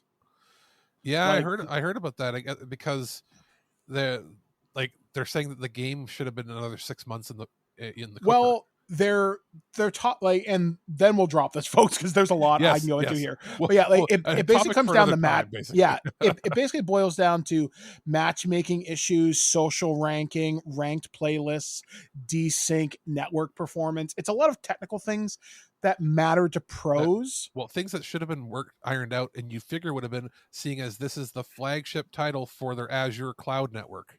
Well, that and one final thing. It's funny because a Halo YouTuber put it in a really succinct way, and I really think I like how they said it. They said Halo 343 tells you why you should like it, but they don't listen to the pros telling you, here's what we'd like to see. Can we figure this out? They're like, no. Here's why you should like it. And the pros are like, no, here's why I don't, but here's how we can potentially fix it. And it's just a lot of explaining away without addressing the problem. Yeah, and the pros, it's not like they're paid like this is from what I was reading, 343 is behaving as if the pros are their employees, and they're saying, stop, you're not saying it the way we want you to say it. Yeah, there's been a few people caught on Twitch. They get sent DMs from corporations, be it Microsoft or 343 or whoever, saying, can you please take that tweet down? I saw a clip of that a couple of weeks ago. And it's like unless it's egregious or inflammatory or not correct or actionable, you can say whatever you want unless you're under contract. Yeah, it's true. So that's a discussion for a different day. But our final story is a little happier. Perhaps you might say not quite the happiest place on earth, but interesting. So this story comes courtesy of GamesIndustry.biz. Alex found this one as well. Super Nintendo World open at Universal Studios Hollywood in 2023. The California-based theme park will join Osaka as the second Nintendo-themed amusement park. Yesterday, Universal Studios announced that Super Nintendo World theme park will be opening at its Los Angeles location in 2023. The announcement was made via Twitter post on March 10th, also known as Mario Day. The California location will be the first U.S.-based Nintendo-themed amusement park to open. It will join Osaka as the second Super Nintendo World venue. The Japan park opened during March of last year. Meanwhile, the U.S. Super Nintendo World is on pace to open at the Epic Universal Park in Orlando, Florida in 2025. Originally, it was set to open in 2023, but construction was delayed due to COVID-19, Universal said. Aside from these various locations, an amusement park in Singapore was also announced in 2019, but the details haven't been shared. I actually watched a lot of videos on the Osaka opening last year, and I've been through a virtual tour of the park. It's cool, but I don't know whether it'd be something I'd really get a lot out of as a 40-year-old man. It's also for us going down there, like if you don't have kids, a different story if they end up opening up a wing of it at Canada's Wonderland. Or better than maybe Wonderland, what if they had a temporary exhibit or not temporary, what if they set up something up at Ontario Place to get people back in Toronto? I think if they opened up a separate park, if it was Nintendo themed, if you set that outside Toronto, which you really probably couldn't because of Greenbelt development in this province, but no, where you'd want to set it up is on Center Island. Yeah, like it needs to be a huge space. It has to be. Because how many people are going back to Center Island? Like, I mean, that, which for those that don't know, there's some of the islands in Toronto. There's a airport in one of them, but there's like theme parky stuff with like old timey rides that are on rails and bumper cars and all. Think like Coney Island type stuff. Yeah. If you put up to save some of the land there and buy it up, and for tourism, that if Nintendo said we're going to develop half the island into a Nintendo theme park, there'd be millions of tourists showing up every year. I just don't know how you do it during the winter. But then again, Los Angeles, you have the threat of earthquakes. If you put it in Florida, you have threat of hurricanes and floods and everything else. How you do it is you build most of those stuff inside of giant buildings. Yeah, you could definitely do something like that. Like just build like a giant warehouse with and theme that as Nintendo themed. And then you have some outdoor rides that can easily go inside. But like that kind of question is how you do it in the winter. We have Canada's Wonderland. It's closed in the winter, and we've had that for 30 years, 35 years. And I mean, back in the day, it was Paramount Canada's Wonderland, so we had all the Paramount-owned properties there. I don't know who owns it now. I think it's just Canada's Wonderland still. Because like I remember being there when like, oh, the Ninja Turtles are going to do a concert and rap here and all this stuff. I remember when their big ride was Paramount Canada's Top Gun roller coaster. Yeah, the Top Gun roller coaster, and then there was the Paramount Mountain ride, where you went inside of the mountain and you went to the very top, and there was like a dinosaur and some other stuff up there that would try to attack you. The Bat, which was the crazy ride where you went up really high and then it shot you down backwards, and so many people barfed on it. I went on the one where it was the first ride in North America where it was the standing ride where you stood on and you had like a bicycle seat to sort of hold you in place, but your feet, you would start riding and then the platform where you stood on would drop out below you, so you were just being held in by the bars on top and your bicycle seat, so your legs would be flying in all directions like, oh my god, I'm gonna die. And there was the Vortex, which was that one that rode around most of the place. It was the first ride in, I think, anywhere 100 kilometers an hour.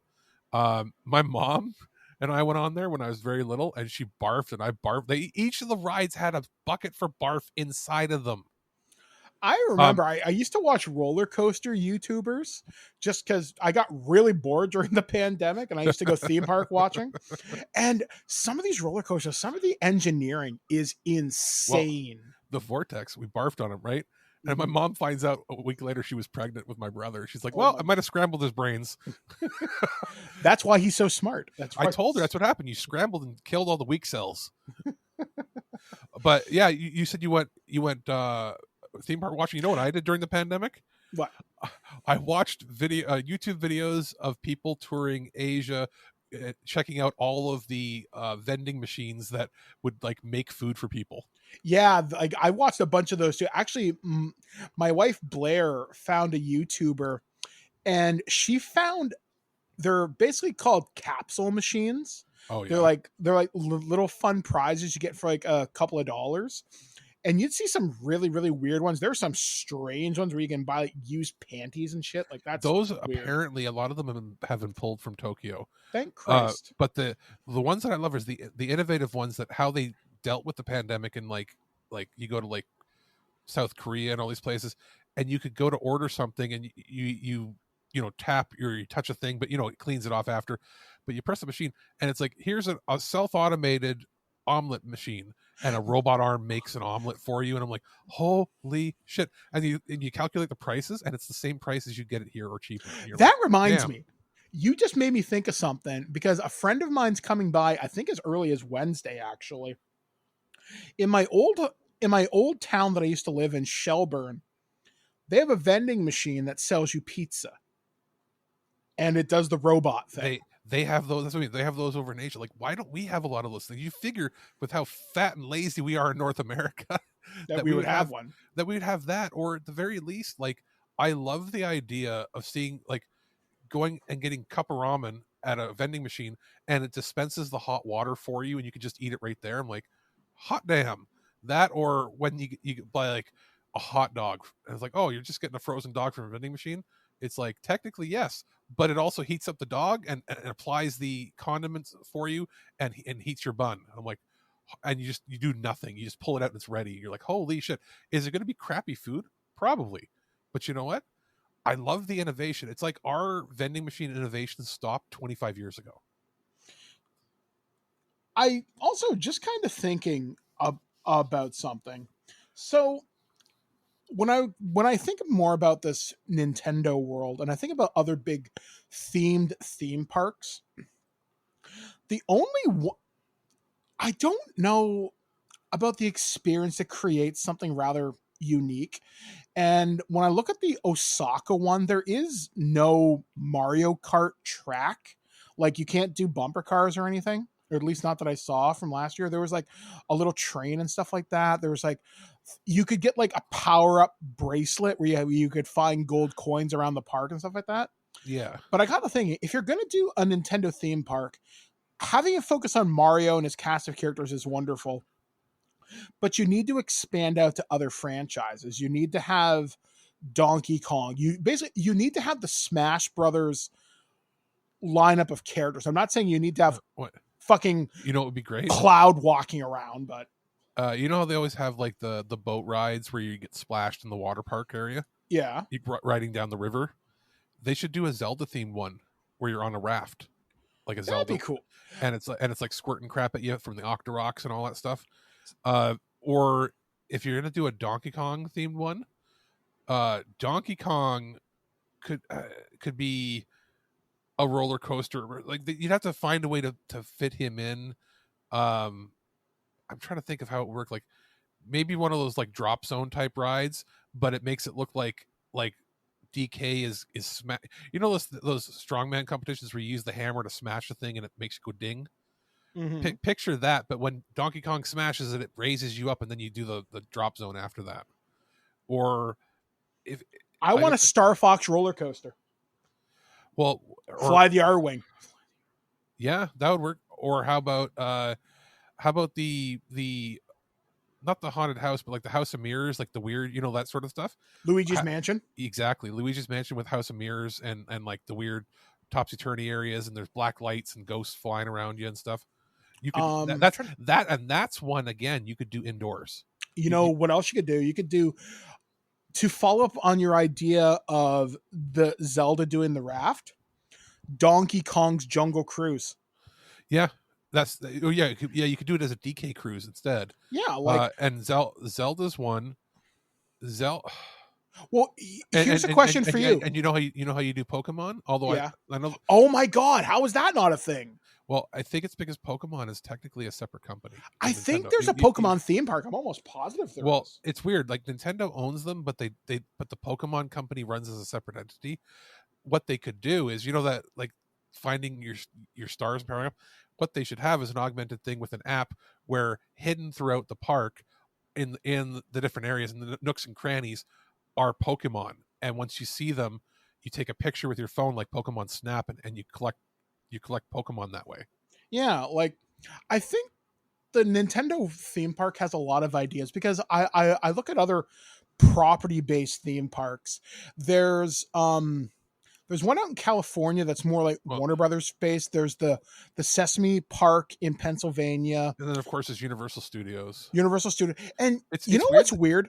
The Harry Potter world, to say nothing of J.K. Rowling, is kind of fucking lame outside of some of the park design. Like going to Hogwarts Castle is really fucking cool, but the rides are kind of lame. You can ride the Hogwarts Express, but it's not handicap accessible.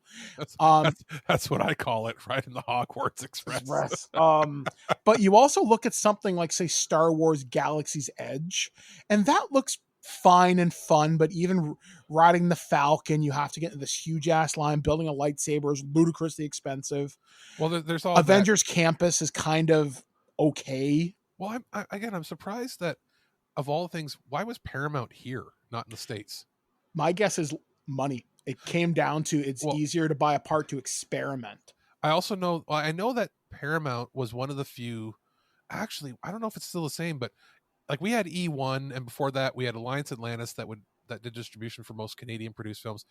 But if I remember correctly, and anybody who's maybe Ken might know, even though he's in the States because working at a theater back in the day, I believe outside of Disney, didn't Paramount do the distribution of almost every studio in Canada?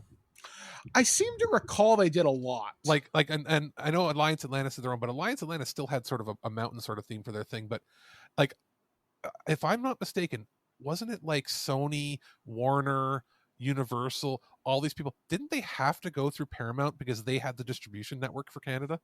I don't know. Sort of like how in Europe and Japan, Warner Brothers has it. It's like one of the only ones that does it for everybody. And I think that's one thing too. Warner does it for like most of the world. They handle and it's like they'll handle distribution for Disney even. Like it's just because they have that network. I just seem to have that feeling that I think that was part of it. Like they had the distribution up here. I think didn't Paramount own Famous Players Theaters here? I want to say yes, actually. And that's probably the tie, because they had Famous Players, which was the direct competitor to Cineplex. Yeah, which became Galaxy. Yeah. Yeah, so that's probably it. But if you're going to go themed and like theme parks and that, why don't we get like Paramount would be cool if they could either come back or do something, and Universal, I'm surprised they never tried to do like a Universal North. Like you could do some sort of theme parks here, but I'm surprised that Sony hasn't tried to do something with the properties they own. As far as theme parks. I think they do a lot in Japan, because I follow a Ghostbusters News, which is a guy I knew back from Owen Sound, actually. His name's Jason, very cool guy. Give him a follow on Twitter and Instagram and on YouTube. And there are Ghostbusters themed restaurants, Ghostbusters themed hotel rooms. There's a Ghostbusters plane, I think. Like over in Japan, they get all the, or like basically anywhere in the Asian markets, they'll do anything with crazy properties and do something really special. Yet over here, there's so many license agreements and holders, who owns this, that, and the other thing, and it's really dumb. Like E1 is now owned by Hasbro. Why? And that's the biggest Canadian production company. Why don't we have a Hasbro theme park in Canada? Yeah, like I know I've seen videos, and I think it's from Universal Studios Florida or Universal Studios Hollywood, where Megatron in his Michael Bay form hangs out and insults you. Like, and it's fucking hysterical. Like, Watch it on YouTube. I will have to. I would love it if Canada's Wonderland got sponsored again and it was Hasbro's Canada's Wonderland. Well, yeah, because you think of all the toy properties Hasbro owns. They own, I think they don't own He-Man, but they own Power Rangers. They own Transformers, My Little Pony. All that stuff. And then everything that Alliance Atlantis and E1 own. You could do a Lord of the Rings theme park if you wanted to. Which I think they do. I don't know if it would handle the whole theme park for them, but a section of it for sure. Yeah, I think Canada's Wonderland is probably too big. But again, Ontario Place, like I'm surprised Hasbro hasn't invested some stuff here and been like, hey, Canada's or Ontario Place. Remember they had that like the water park? Yeah. Why couldn't they just be like, it's now the Transformers Hasbro's Transformers water park at Ontario Place? They could sponsor a certain area. Yeah, I mean, I think it'd be fun. I mean, regardless, the fact that it is coming, I think is really cool. So hopefully people will get out there, experience this. Let us know. Yeah. Will we ever get a chance to go? Who's to say? You never know. The closest we're going to get to a theme park like that again would be going to Palladium and pretending it's still Sega World. Because that's the thing. We had Paramount Canada's Wonderland, and we had the Sega World, which was Palladium. Yep. Like a multi-level, multi-story, huge arcade, probably one of the biggest in the world at the time. And then it was shrunk down and delegated into being one of the crappiest things left. Yep. That's where I had my bachelor party in 2011. Oh, I feel bad for you because that was right before it was dying. Yep. I went there when it was Sega World once with my friend Ryan. Back in the 90s, eh? Back in the 90s when we used to go toy hunting at Square One. And it was it had larger property back then too before they renovated and changed things. Yep, because there was like a huge, like at the first time I went, there was go-karting and batting cages. When I went, the second level had a few tables where you could order food, but even then it was really anemic in what you could order.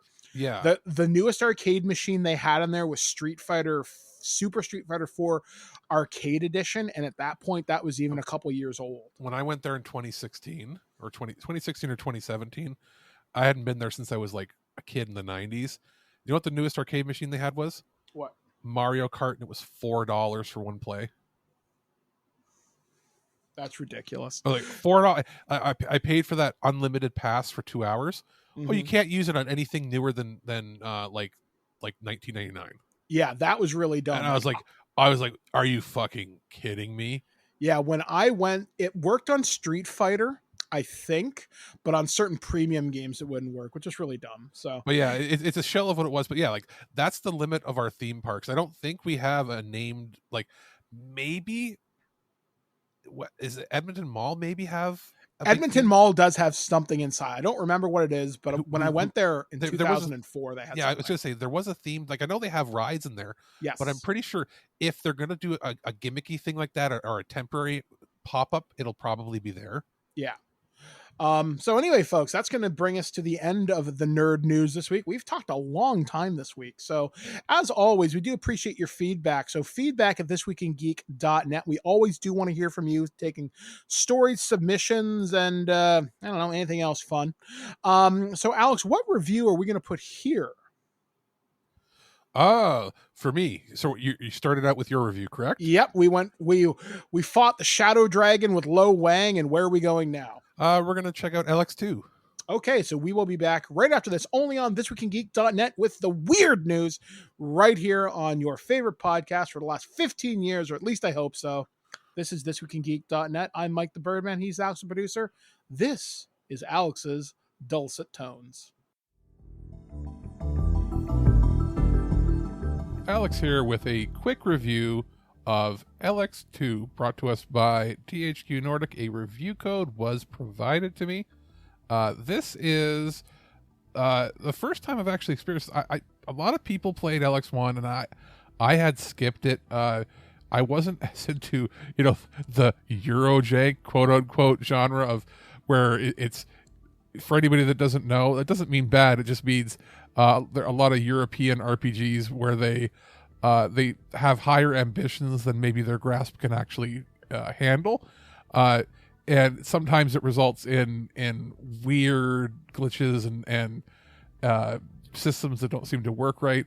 But more and more often, it's being used to describe just almost any European RPG released, regardless of quality.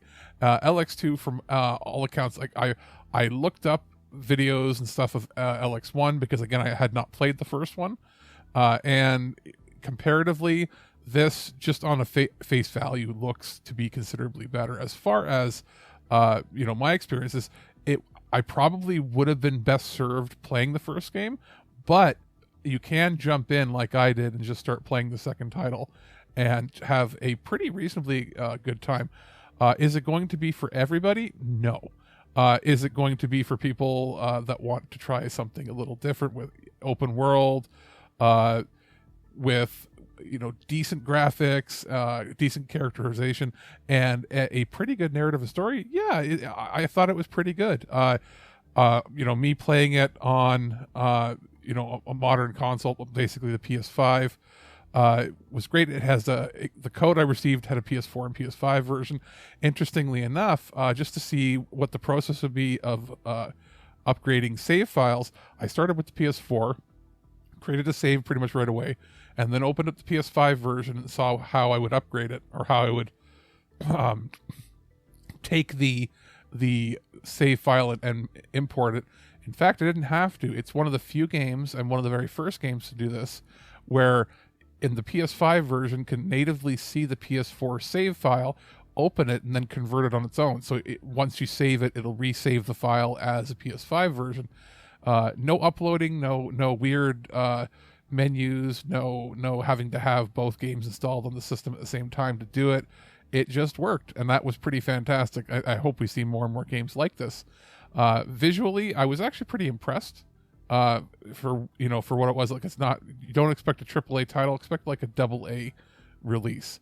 As far as audio, it's actually pretty well put together for atmosphere, music, and everything. It feels like maybe a 360 title with super polished graphics and working at 4K 60, at least on the PS5. It's a decent way to kill some time, and I had a pretty good experience when it came to combat and the storyline. I was actually quite impressed. It's a lot better than I was expecting, and if you're somebody who's maybe on the fence about it, maybe check out a video or two just to see if the gameplay looks to be interesting to you. I was really impressed with how it respects the player's time, and how it's paced very well, and this is maybe going to be a bit of a sleeper hit, at least in terms of 2022 RPGs. Go crazy? Don't mind if I do! Human sacrifice, dogs and cats living together, mass hysteria! Welcome back to ThisWeekInGeek.net. I'm Mike the Birdman. He's Alex, the producer. You just heard his voice. And, it's time to dive in, brace ourselves for the strange and weirdness that's happening around the world.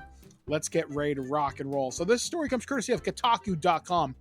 Real hospital attacked online over PlayStation and Xbox flame wars. An apparent surgeon claimed to pause mid-procedure to win an argument online. Buckle up, because this story gets pretty wild. A hospital in India is currently being review bombed on Google after one of its staff, or at least someone claiming to be a doctor at the hospital, apparently shared a video of himself performing surgery on Twitter. In the accompanying tweet, the individual stated he was inducing anesthesia, intubating, and putting a patient on controlled mechanical ventilation for a laparoscopic coloscopy. Basically, gallbladder. I think that's what I've heard. If it's call, it means it's not gallbladder. It means they were doing something to remove a blockage in the bowels or something. Yeah, like I saw another video on this. Did you say coloscopy? No, it's spelled. It's a really complicated word, but I saw another video on it, and they think it's gallbladder. But anyway, well, I was going to say it sounds like they were removing a blockage from the lower intestine, but either way, something laparoscopic, something small. Yeah. So, however, it's not just the potential ethics violation inherent in such an upload that have people in an upload. No, the surgeon whose Twitter account was apparently embroiled in a heated video game debate at the time also opined in his tweet, "Xbox can't argue facts. While the procedure he described certainly sounds impressive, I prefer that my surgeons aren't engaging in online flame wars over video game consoles while I'm under the knife." The Twitter account, which bore the handle Shariva, has since been deleted, but screenshots of the video can be seen on the internet. Kotaku reached out to Shariva before the account was deactivated, but did not receive a comment. Shariva, clearly a PlayStation fan, apparently created the video while in the midst of debating whether Sony or Microsoft makes the better console with some Xbox devotees. When some of those Xbox fans questioned the claim in his Twitter bio that he was a doctor, he created the video to prove that, yes, surgeons can participate in inane online feuds over console superiority too. Before the video was deleted, it showed a man wearing a mask in an operating room as well as his patient, apparently some close-up of the patient's medical information. The original video showed the letterhead of the Medihope Hospital in Bengaluru, India, and soon people began review bombing the hospital on Google. Although Kotaku was unable to independently verify Sharivra's employment at the hospital, the negative reviews about the console war are more verifiable. Angry commenters pointed out that his actions were a violation of the doctor-patient confidentiality and argued that game arguments were hardly worth violating medical ethics over. In the wake of this kerfuffle, the hospital has a rating of just 1.1 stars out of 5 on Google at the time of publication. At least 28 reviews explicitly referred to the incident, though many of those have now been deleted. Here are a few samples of the excerpts.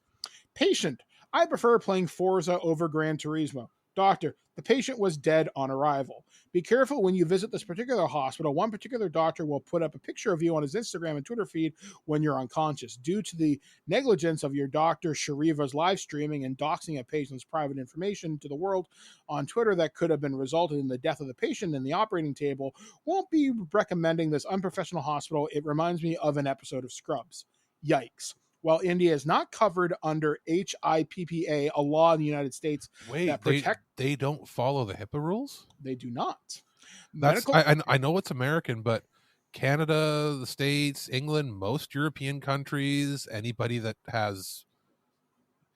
Pretty much everybody follows those ethics that were defined, not just in the States, but mostly in like England, France, and Germany. Like that's sort of the standard for the last 150 years. They don't follow the HIPAA rules. Yeah, do no harm. They don't follow the do no harm rule. So I would never want to go to a doctor who doesn't swear an oath to do no harm. Well, I think it's more about patient confidentiality, but, HIPAA rules it's patient privacy. It is, but it's also the Hippocratic oath: do no harm. Mm-hmm. So if they don't follow that, I ain't going to that doctor. So medical doctors are still expected to maintain patient confidentiality. According to a Privacy and Right to Information Act of 2005, respect for the confidentiality of a personal health information requires that healthcare providers do not disclose this information to others without the individual's permission. Sometimes even acknowledging that a particular person is in fact one patient's another may constitute a harmful breach of that person's confidentiality. An apology video was later posted to YouTube by someone claiming to be Sharivra, although we cannot fully confirm that this is the same person, as the man in the original Twitter video is wearing a mask. In the YouTube apology, the man admits he made mistakes, asks the gaming community not to dox him. He also says the patient has given their permission for him to create and upload the video, which I find a little bit suspect since patients under anesthesia aren't really known for their ability to give informed consent. Fucking yikes. Wait till you're out of the OR. You can take a picture in the table once the instruments are done if you really want that kind of clout, but not while the guy's fucking hooked up to a vent and you're intubating them. Yeah. Like, that is holy shit. Yeah. Just, we like video games. Can we just agree one console? If it's your preference, cool. If it's not, cool. Don't be an asshole, and don't be an asshole with a fucking scalpel. I digress. Yeah. So this next story it's funny under terrible circumstances, but still amusing nonetheless. This story comes courtesy of Vice.com. Escape from Tartargraph. Players feel the squeeze of the ruble's collapse. The cult classic Russian video game has tied its currency to real-world exchange rates. Russia's currency, the ruble, has collapsed. It's worth less than Roblox in-game currency, Robux. The economic collapse has affected the video game Escape from Tartargraph, which uses the ruble, the euro, the dollar, and Bitcoin as in-game currencies and uses real-world exchange rates within the game. As the Russian economy continues to collapse, the value of the ruble plummets. It's become harder to do some things in Escape from Tartargraph. One player says, "Why do dollars cost 139 rubles now?" A post in the Escape from Tartargraph subreddit asked on February 24th. "I swear when I was playing last week, dollars were 128, now they're 139. Which is almost a 10% increase. As of this writing, $1 in Tartargraph will run you about 160. It's a P, I guess that's a euro. €1 is even more expensive at 108. I guess maybe that's the ruble. I'm not sure. It's like a P with like a little thing through it. Escape from Tartargraph is a cult hit video game developed by Russian studio Battle State Games. Players take control of rival mercenaries competing over loot in a semi-abandoned, demilitarized zone on Russia's borders. The game had a complex economy where players can trade for weapons, bullets, and supplies using rubles, dollars, euros, and Bitcoin. Rubles are the game's default currency, and players began... Okay, so that is the ruble symbol. Players began the game with 500,000. As they explore the world and complete missions, they can loot rubles from the world and even other players, and even earn rewards from quest givers in rubles. The problem is that some of the game's NPCs only operate in euros and dollars, so if you want to buy fancy weapons or complete quests with an NPC named Peacekeeper, you're going to need dollars. The exchange rate being what it is, those quests are now significantly harder to complete. Peacekeeper and Skier are two characters who deal in dollars and euros, respectively. Players can pay them to earn permanent bonuses to stats, but with the collapse of the ruble, those tasks just became significantly more expensive. Just a heads up to the mentor task now costs 9 million rubles to complete if you buy the euros from Skier, one post on the Escape from Tartargraph subreddit has said. The situation has left some players befuddled. Bruh, what the fuck? So Putin literally affected me by making my gun builds and my SS-19 and M62 10% more expensive, JPT Boy said on Reddit. It looks like the US dollar to ruble rate increased 10% today when I checked it on Google. I did not know it was tied to the real exchange rate. For others, especially those who have a lot of Bitcoin, dollars, or euros, it's an opportunity. Get ready for market inflation, Reddit user CoinLocker Child said.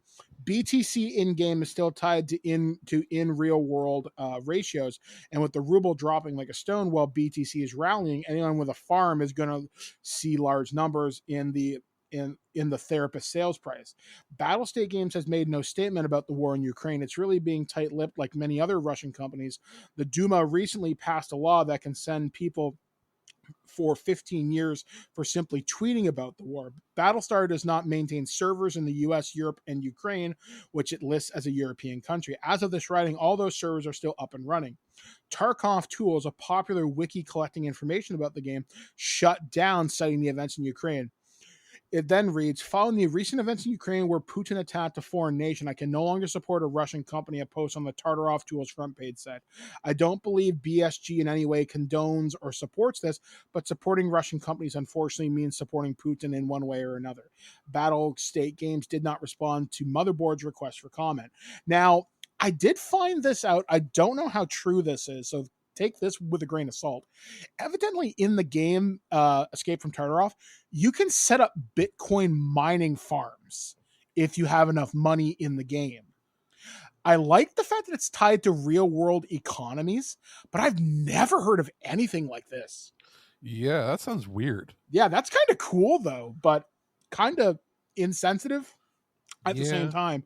But because I know a lot of people in the streaming community play this, and probably not a good optic to be playing a Russian game right now while things are happening in Ukraine. And like I can mention, I won't mention which movie it was, Mhm. but I was sent a movie for review from a company. and I'll say the company, Wellgo USA. They do a lot of East Asian and sometimes Russian and Eastern European movies. They get the dubs and the subs, and they put out Blu-rays and sometimes kung fu movies too.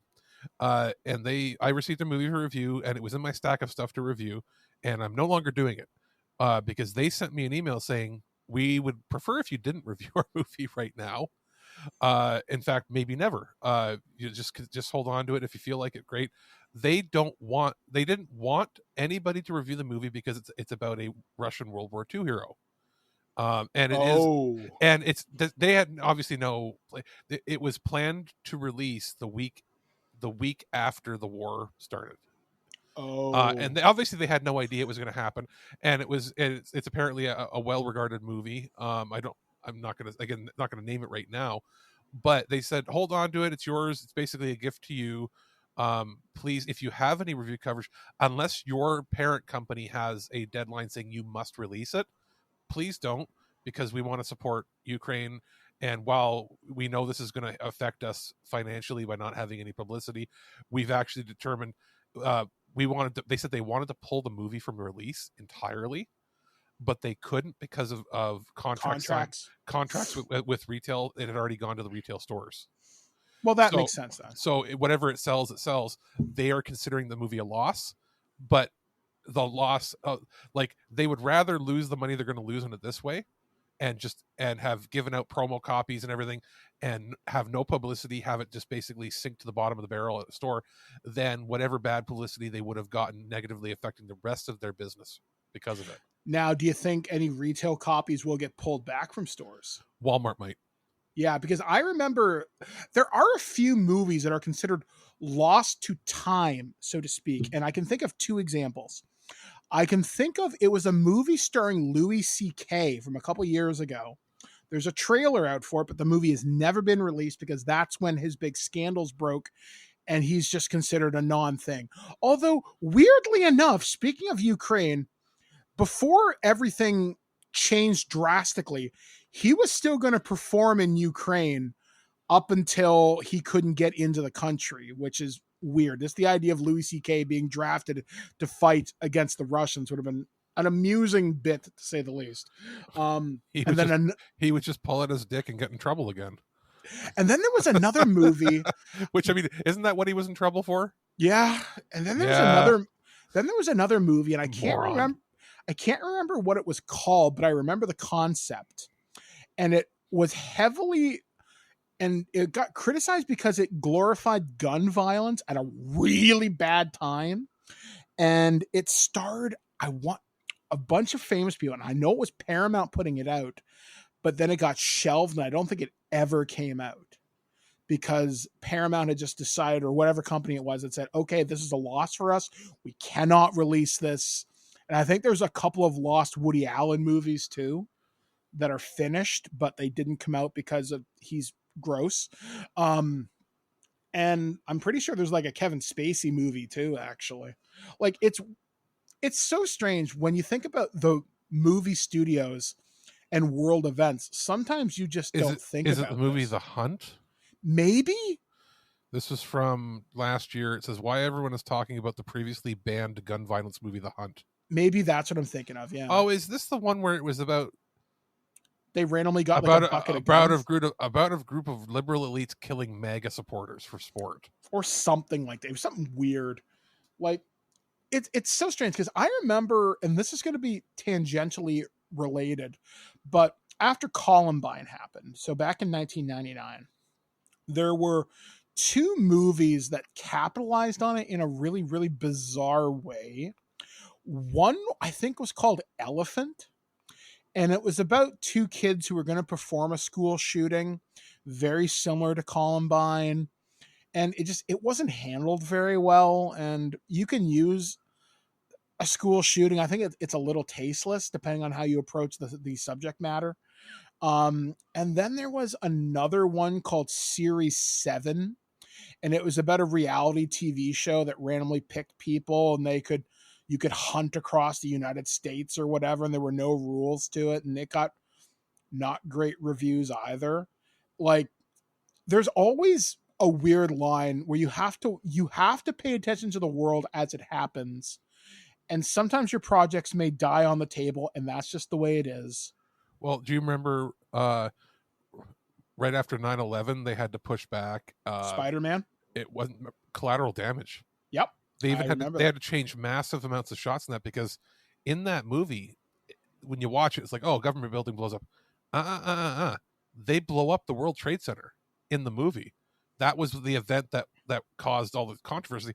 They had to reshoot scenes of the film, cut out all the exterior shots to show, because it was about a Middle Eastern terrorist blowing up the Twin Towers, and Arnold having to stop them. And it was supposed to come out like a week or two after. They had to cut like 10 minutes of footage and rearrange other footage to make it work. I remember there was an episode of the TV show The Lone Gunman, which is based upon the X-Files side characters. In the pilot episode, they have to stop a pilot whose plane has been hacked from crashing into the World Trade Centers. And I think that episode never re-aired. You remember the hilarious sitcom Titus? I do. Do you know why it got canceled? Why did it get canceled? Because they filmed an episode that they tried to air, and Fox said no, and then they got in big controversy over it. And then they ended up changing the plot line. Titus was going to have a mental breakdown on an airplane, and his friend, that was the effeminate friend, is going to have a panic attack with him, and it was going to make him sound like he was going and then a bomb. Oh wow! Because he was having a stuttering speech impediment at a panic attack, and they were going to be grounded as terrorists, and he was going to be thrown into a mental asylum. Yeah, you can't do that. This was in 2001. Yeah, that's not cool. And the show got canceled right after that, and they ended it with him going to a mental institution because of another dumb reason, because his mom killed herself or something, and it was a very dark ending. And then last year they did a reunion special to bring us up to date 20 years later, which I have to watch. I have to download. It was a web 2-part special with all the principal cast except for Stacy Keach, because he's old and he only does Blue Bloods now, I think. Was it an actual sitcom, or was it just them talking about it? Oh, it was like a stage play on a set that was made to look like the home. Oh, that's cool. That's interesting. They brought back his girlfriend. They brought back the friend. I'm forgetting his name on the show now. And they brought back what's his name? Zach Ward, who I didn't know was from Toronto. Yeah, and he stars in some really interesting stuff. Postal, Freddy versus Jason. Yeah, he's a bit of a goof, but everybody, he was great on that show. But yeah, the reason I'm bringing this up is he was trying to push buttons. The only show that got away with truly lampooning it was South Park, and it's because you can get away with more in animation than you can in others.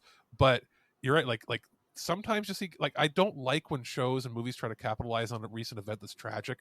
Like, how many 9/11 Tower movies? We got 2 or 3 of them that were after that were based on it.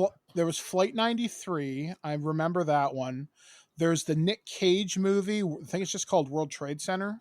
Yeah, there was 2 or 3 in the same year.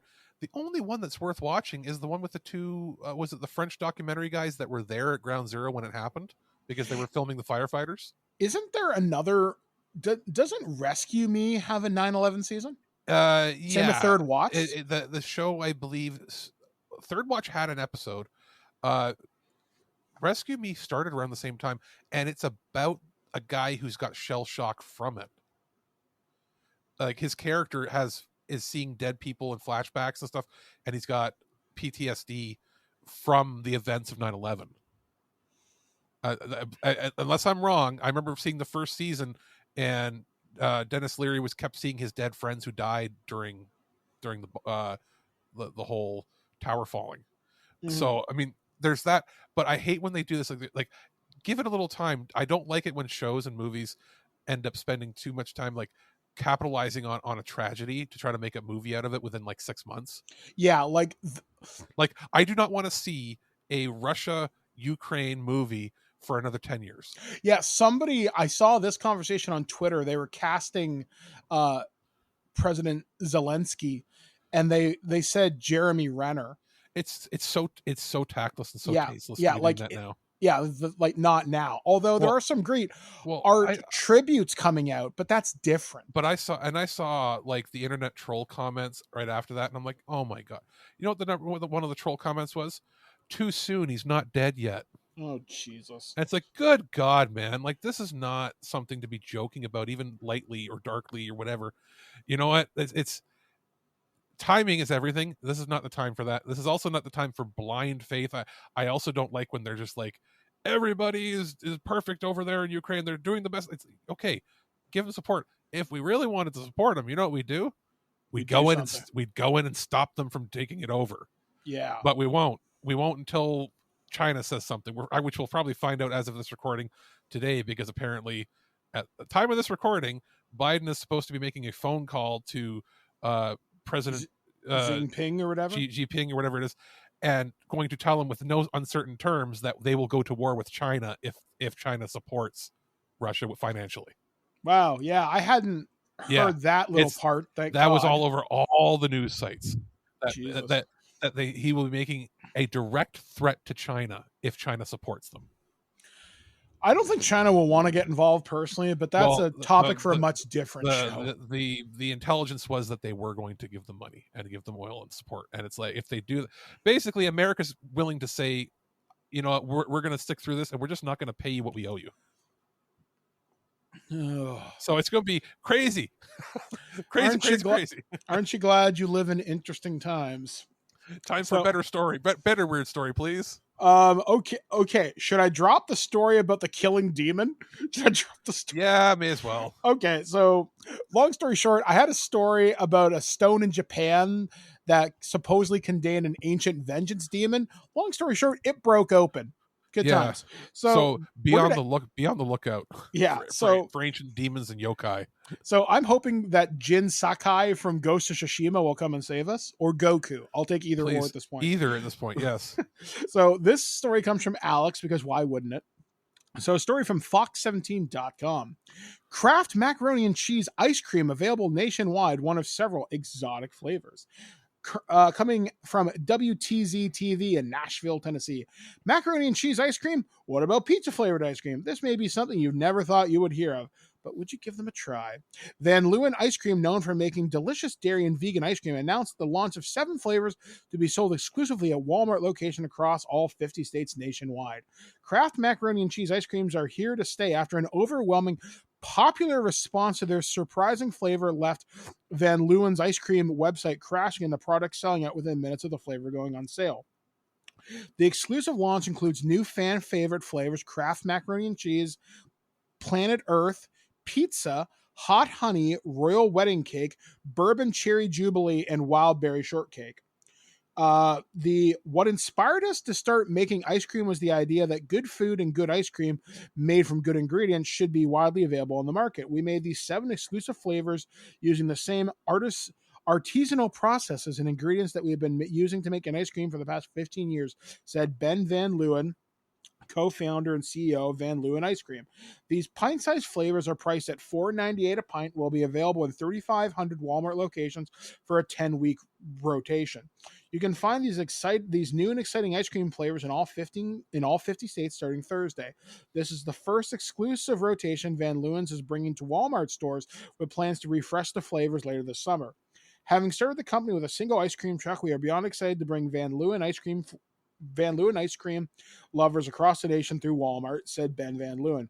It's an honor and a privilege to have Van Leeuwen available at Walmart locations nationwide, especially with Walmart's proven track record of providing a reputable brands, a national platform for its consumers to fall in love with its brand.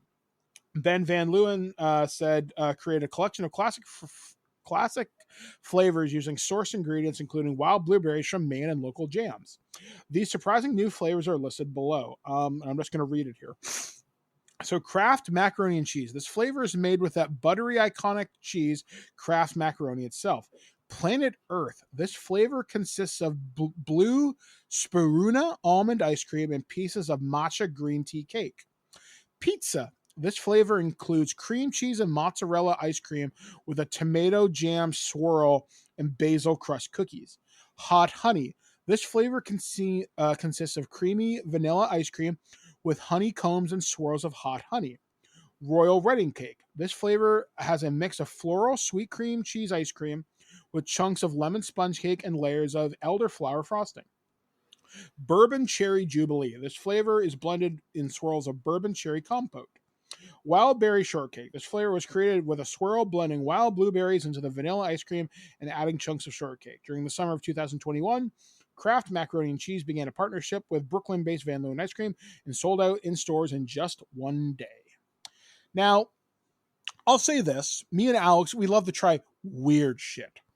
And normally, we'd have our friend Jen, who comes up from the States, and she usually brings up some strange and unusual snacks because that's what she does for us. Ice cream would not travel well.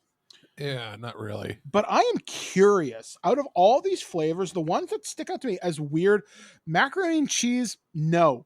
But I'd be very curious to try the hot honey because I think that might actually work out okay. Royal Wedding Cake, I think, sounds phenomenal.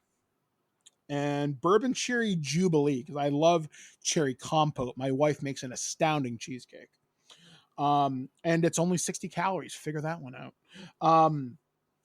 Kraft I think the cheese, like the thing about Kraft macaroni and cheese, part of its appeal, in my opinion, is it goes down creamy because it's warm and hot. With ice cream, excuse me. Yeah, and you think it would be too salty, but there's a lot of salt in ice cream already. It might not be as salty as you think, but it also, would it not give you the feeling that it's too dry?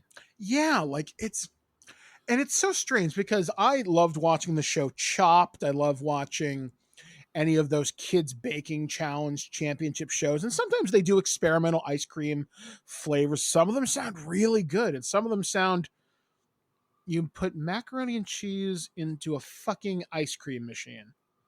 Yeah. Jesus, I'm at a loss for words. Yeah. So I'm curious, if you live in the States, if you happen to try one of these, if you want to film a TikTok, like I know Ken did one when we sent him a Canadian care package. Ken from Stargate TWIG did one. I'd be very curious to see what his thoughts are. In fact, I'd be willing to PayPal him some money to go pick these up. Just because I'm really curious, but not enough to figure out a way to ship it to Canada.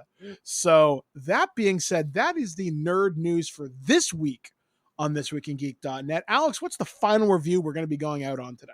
I'll be talking about Monark, the new RPG from NAS America. All right, guys. So we will be back right after this, right here on ThisWeekInGeek.net, and stay tuned. Our friends over at NAS America sent a review copy of Monark for us to check out. I've had it now for a few weeks, and I took my time making my way through the game, and I found it to be a pretty good experience. It is a fairly dark title. Now, it is an RPG that in all of its marketing was sort of explained as being like a spiritual successor or a spiritual brother or sister to the Persona or Shin Megami Tensei series, because it was created by a bunch of developers at Furyu who were former Atlas employees. So the Persona vibes were pretty much immediate from the initial trailers we saw about, a year ago or so, probably. I think that's when it was revealed. And maybe a little bit longer. It is a much darker game than a Persona, so it has more of the tone of a Shin Megami Tensei title. I should mention that it does have some pretty triggering moments that, if you're not prepared to see things like on-screen suicides or other heavy topics, you might be taken aback by it. But it's actually handled pretty well. As far as visuals go, I played this on the PS5, and I found them to be Kind of what I expected. Nothing to write home about. This isn't like a AAA title. That being said, it runs smoothly. Load times are fast, obviously. Audio-wise, it has good music and sound design. The battle system is probably the most interesting aspect, and it sort of blends turn-based battles as well as... I'm trying to think if there's a game that's like it. There are a lot of games on like the PS2 that were like this, where there's a tactical aspect where you can run across the map within a certain distance and make your character face an enemy, but it's sort of like a radial circular area that you can move around in, and then face the enemy, input your commands and attack.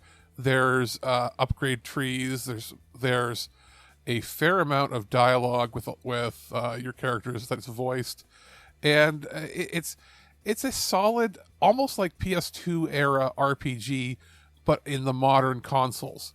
And for that, it accomplishes what it should. I think if I had any criticisms, it might be that it could use a little more polish on some of the textures and the gameplay itself. It's pretty darn good. I think that they're edging to make a new franchise out of this. I hope it actually sells well enough to make more, because I do like that it finds itself a little niche in its in how it presents itself, as being, it's not a clone of Persona like some people were maybe thinking it was going to be.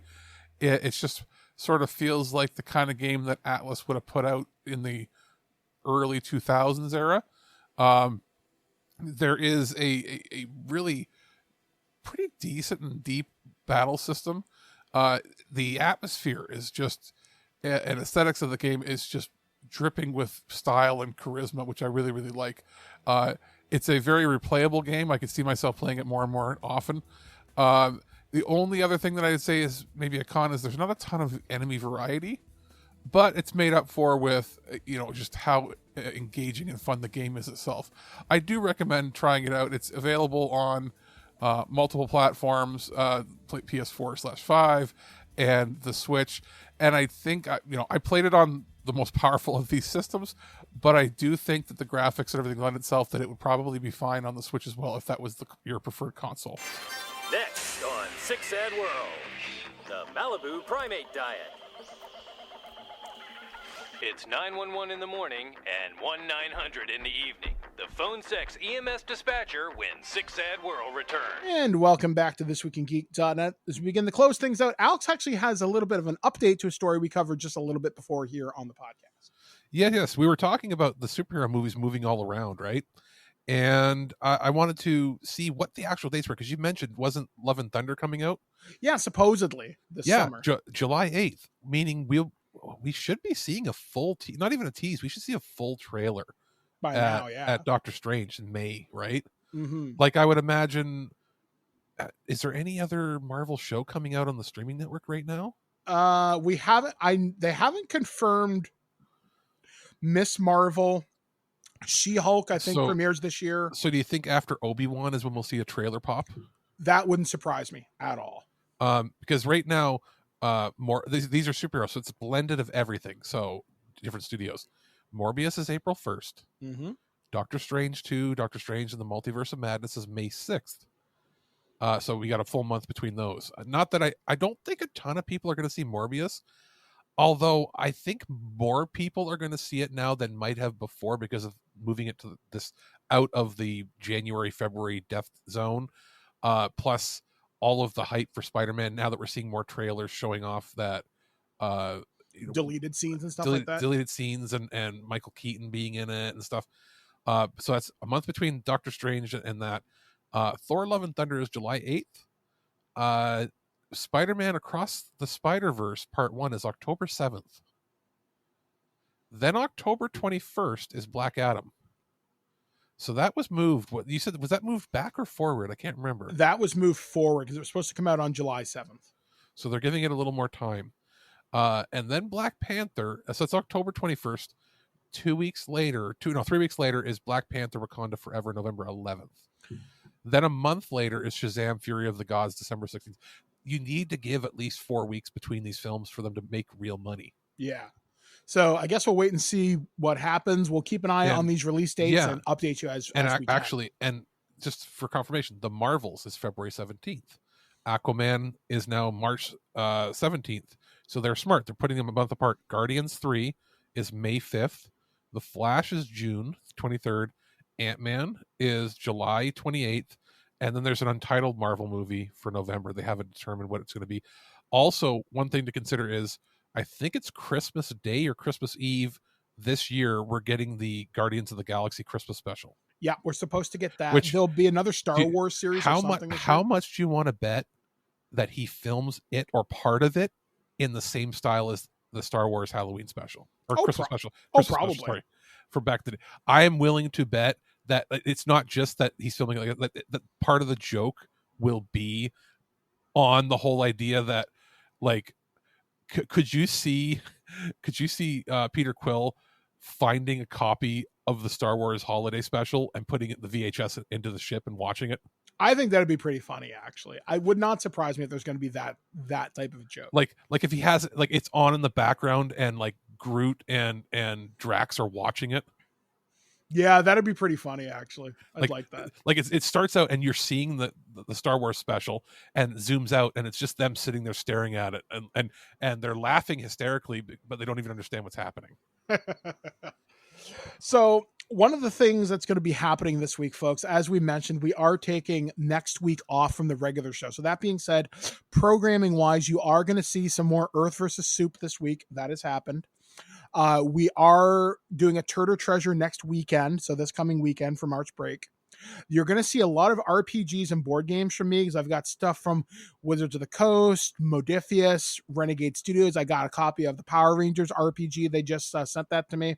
I have the One Ring RPG, which is based on Lord of the Rings from Free League Publishing. So I'm going to be doing a lot of reading this week. Plus, I do have a massive project due in like a week for college. Speaking of other things, I got talking with Aaron and Steve from Future Imperfect. We are going to be doing our watch through of TNG, and the idea is, because it's been a while since we've done this, is we go through the seasons sequentially. Each of us picks one episode that is not one of the big episodes. Like, you can't pick Encounter at Farpoint. You can't pick Best of Both Worlds. Basically, you can't pick the multi-part finales or anything super huge. Basically, we don't want no two-parters, no season finales or season openers. Yeah, so the idea is to pick on some of the lesser known episodes. Like, I know when we did season 1, I picked the Naked Now. And the episode, to give you guys a bit of a tease for season 3, I've picked the episode The Most Toys. And that'll be a lot of fun. And I picked, like, you guys, you and Steve picked the two best ones that I think, honestly. Really? Wow. Well, ones that I would have gone for myself. Looking at what was there's a lot of good episodes. I think everybody just automatically goes to Best of Both Worlds, even though the reality is it's probably not the best episode of the season, but it's one that people remember. What I went with was yesterday's Enterprise, because it's one that I think people have heard of, but it's significant in my mind. I'll mention it here because it redeems Tasha Yar. It redeems Tasha Yar, and things that are happening there seem to be maybe paralleling what's happening in Picard now, season 2. Yeah, so it's going to be it'll be a fun discussion. Plus, then we're going to come back with other Star Trek talks. We're going to talk about other sci-fi franchises. Yeah. Future Imperfect is coming back large as I start to wrap up my college course. And goal for the year, maybe even when we're off in the summer, we can record a few, like off of the regular programming for our break. It would be great if we could get through the rest of the TNG seasons by the end of the year. That is the plan. Like, the goal is we are going to finish as much as we can. We're going to get through TNG. We're going to start other series and just talk about Star Trek and whatever else. Yeah, we still are going to talk about Prodigy and Lower Deck season 2. I think we're just waiting on you actually to finish. I just need to Prodigy. finish. Yep, I just need to finish Prodigy. I want to watch Lower Deck season 2 again, but I can tell you this, I really enjoyed it. So yeah, so that'll be like, other than that, then we got other topics, but those are, because I know somebody, if we didn't mention, somebody'd be like, where's your Lower Decks one that you were talking about 2 months ago? It's coming, bitch. Exactly. Just Mike didn't expect to be so busy with school, politics, and everything else. It's funny, you end up getting busy and not watching the Trek that's the best Trek of the last 10 years. Yeah, like honestly, I enjoyed Lower Decks way more than I thought I would. And Prodigy, it's Prodigy, really good. Prodigy is the best Trek of the last 10 years, which is even taking some of the kiddie stuff out of it. I'm like, hot damn, it's real good. So we will be talking about that with Aaron Paulier and Steve Megatron Phillips in the very near future. So other than that, programming wise, I said Turtle Treasure this weekend, Earth versus Soup coming up this week. No regular show on Monday, so enjoy your March break if you happen to be Canadian. If you're in the United States, just don't do anything stupid. And if you're around the world, be safe with each other. And I guess, as we often say at the end of every show, just in light of recent events, if you can help people in Ukraine, please do so. There are multiple ways to do so in your community. And just be good to each other is, I guess, my final message. And I'm going to keep saying it probably every week while we record. Be excellent to each other, like you said. Helps people in Ukraine. But at the same time, don't trash anybody of Russian lineage just because they're Russian. Exactly, because they're not the lunatic with the launch codes. They are feeling probably the brunt of the economic sanctions, and not even just in Russia. I mean, people that are, Russian Canadians, Russian Americans. You think that they're living here? Do you think that they're really supportive of him? They're just going to have to be dealing with a lot of crap from this, and there's a lot of guilt and shame involved too. So don't trash them just because of their heritage either. Exactly. So be a good person. Be the best that you can be. That's what we want from you. So fuck Putin, but Russia, he sucks. But Russia themselves. Let's be real. They're good people. Just fuck him and his regime. Mm-hmm. So for ThisWeekInGeek.net's March break show, we have been Alex, the producer. I've been Mike, the Birdman, saying be excellent to each other. Have a fantastic March break. We'll catch you again next week, right here on ThisWeekInGeek.net. At no point in your rambling, incoherent response were you even close to anything that could be considered a rational thought. Thanks for listening to this episode of This Week in Geek. Hungry for more? Check out our website at thisweekingeek.net. You can subscribe to the podcast, browse our Twitter and Instagram, and leave your thoughts on today's topics. If you'd like to give us some feedback, send us an email at feedback@thisweekingeek.net.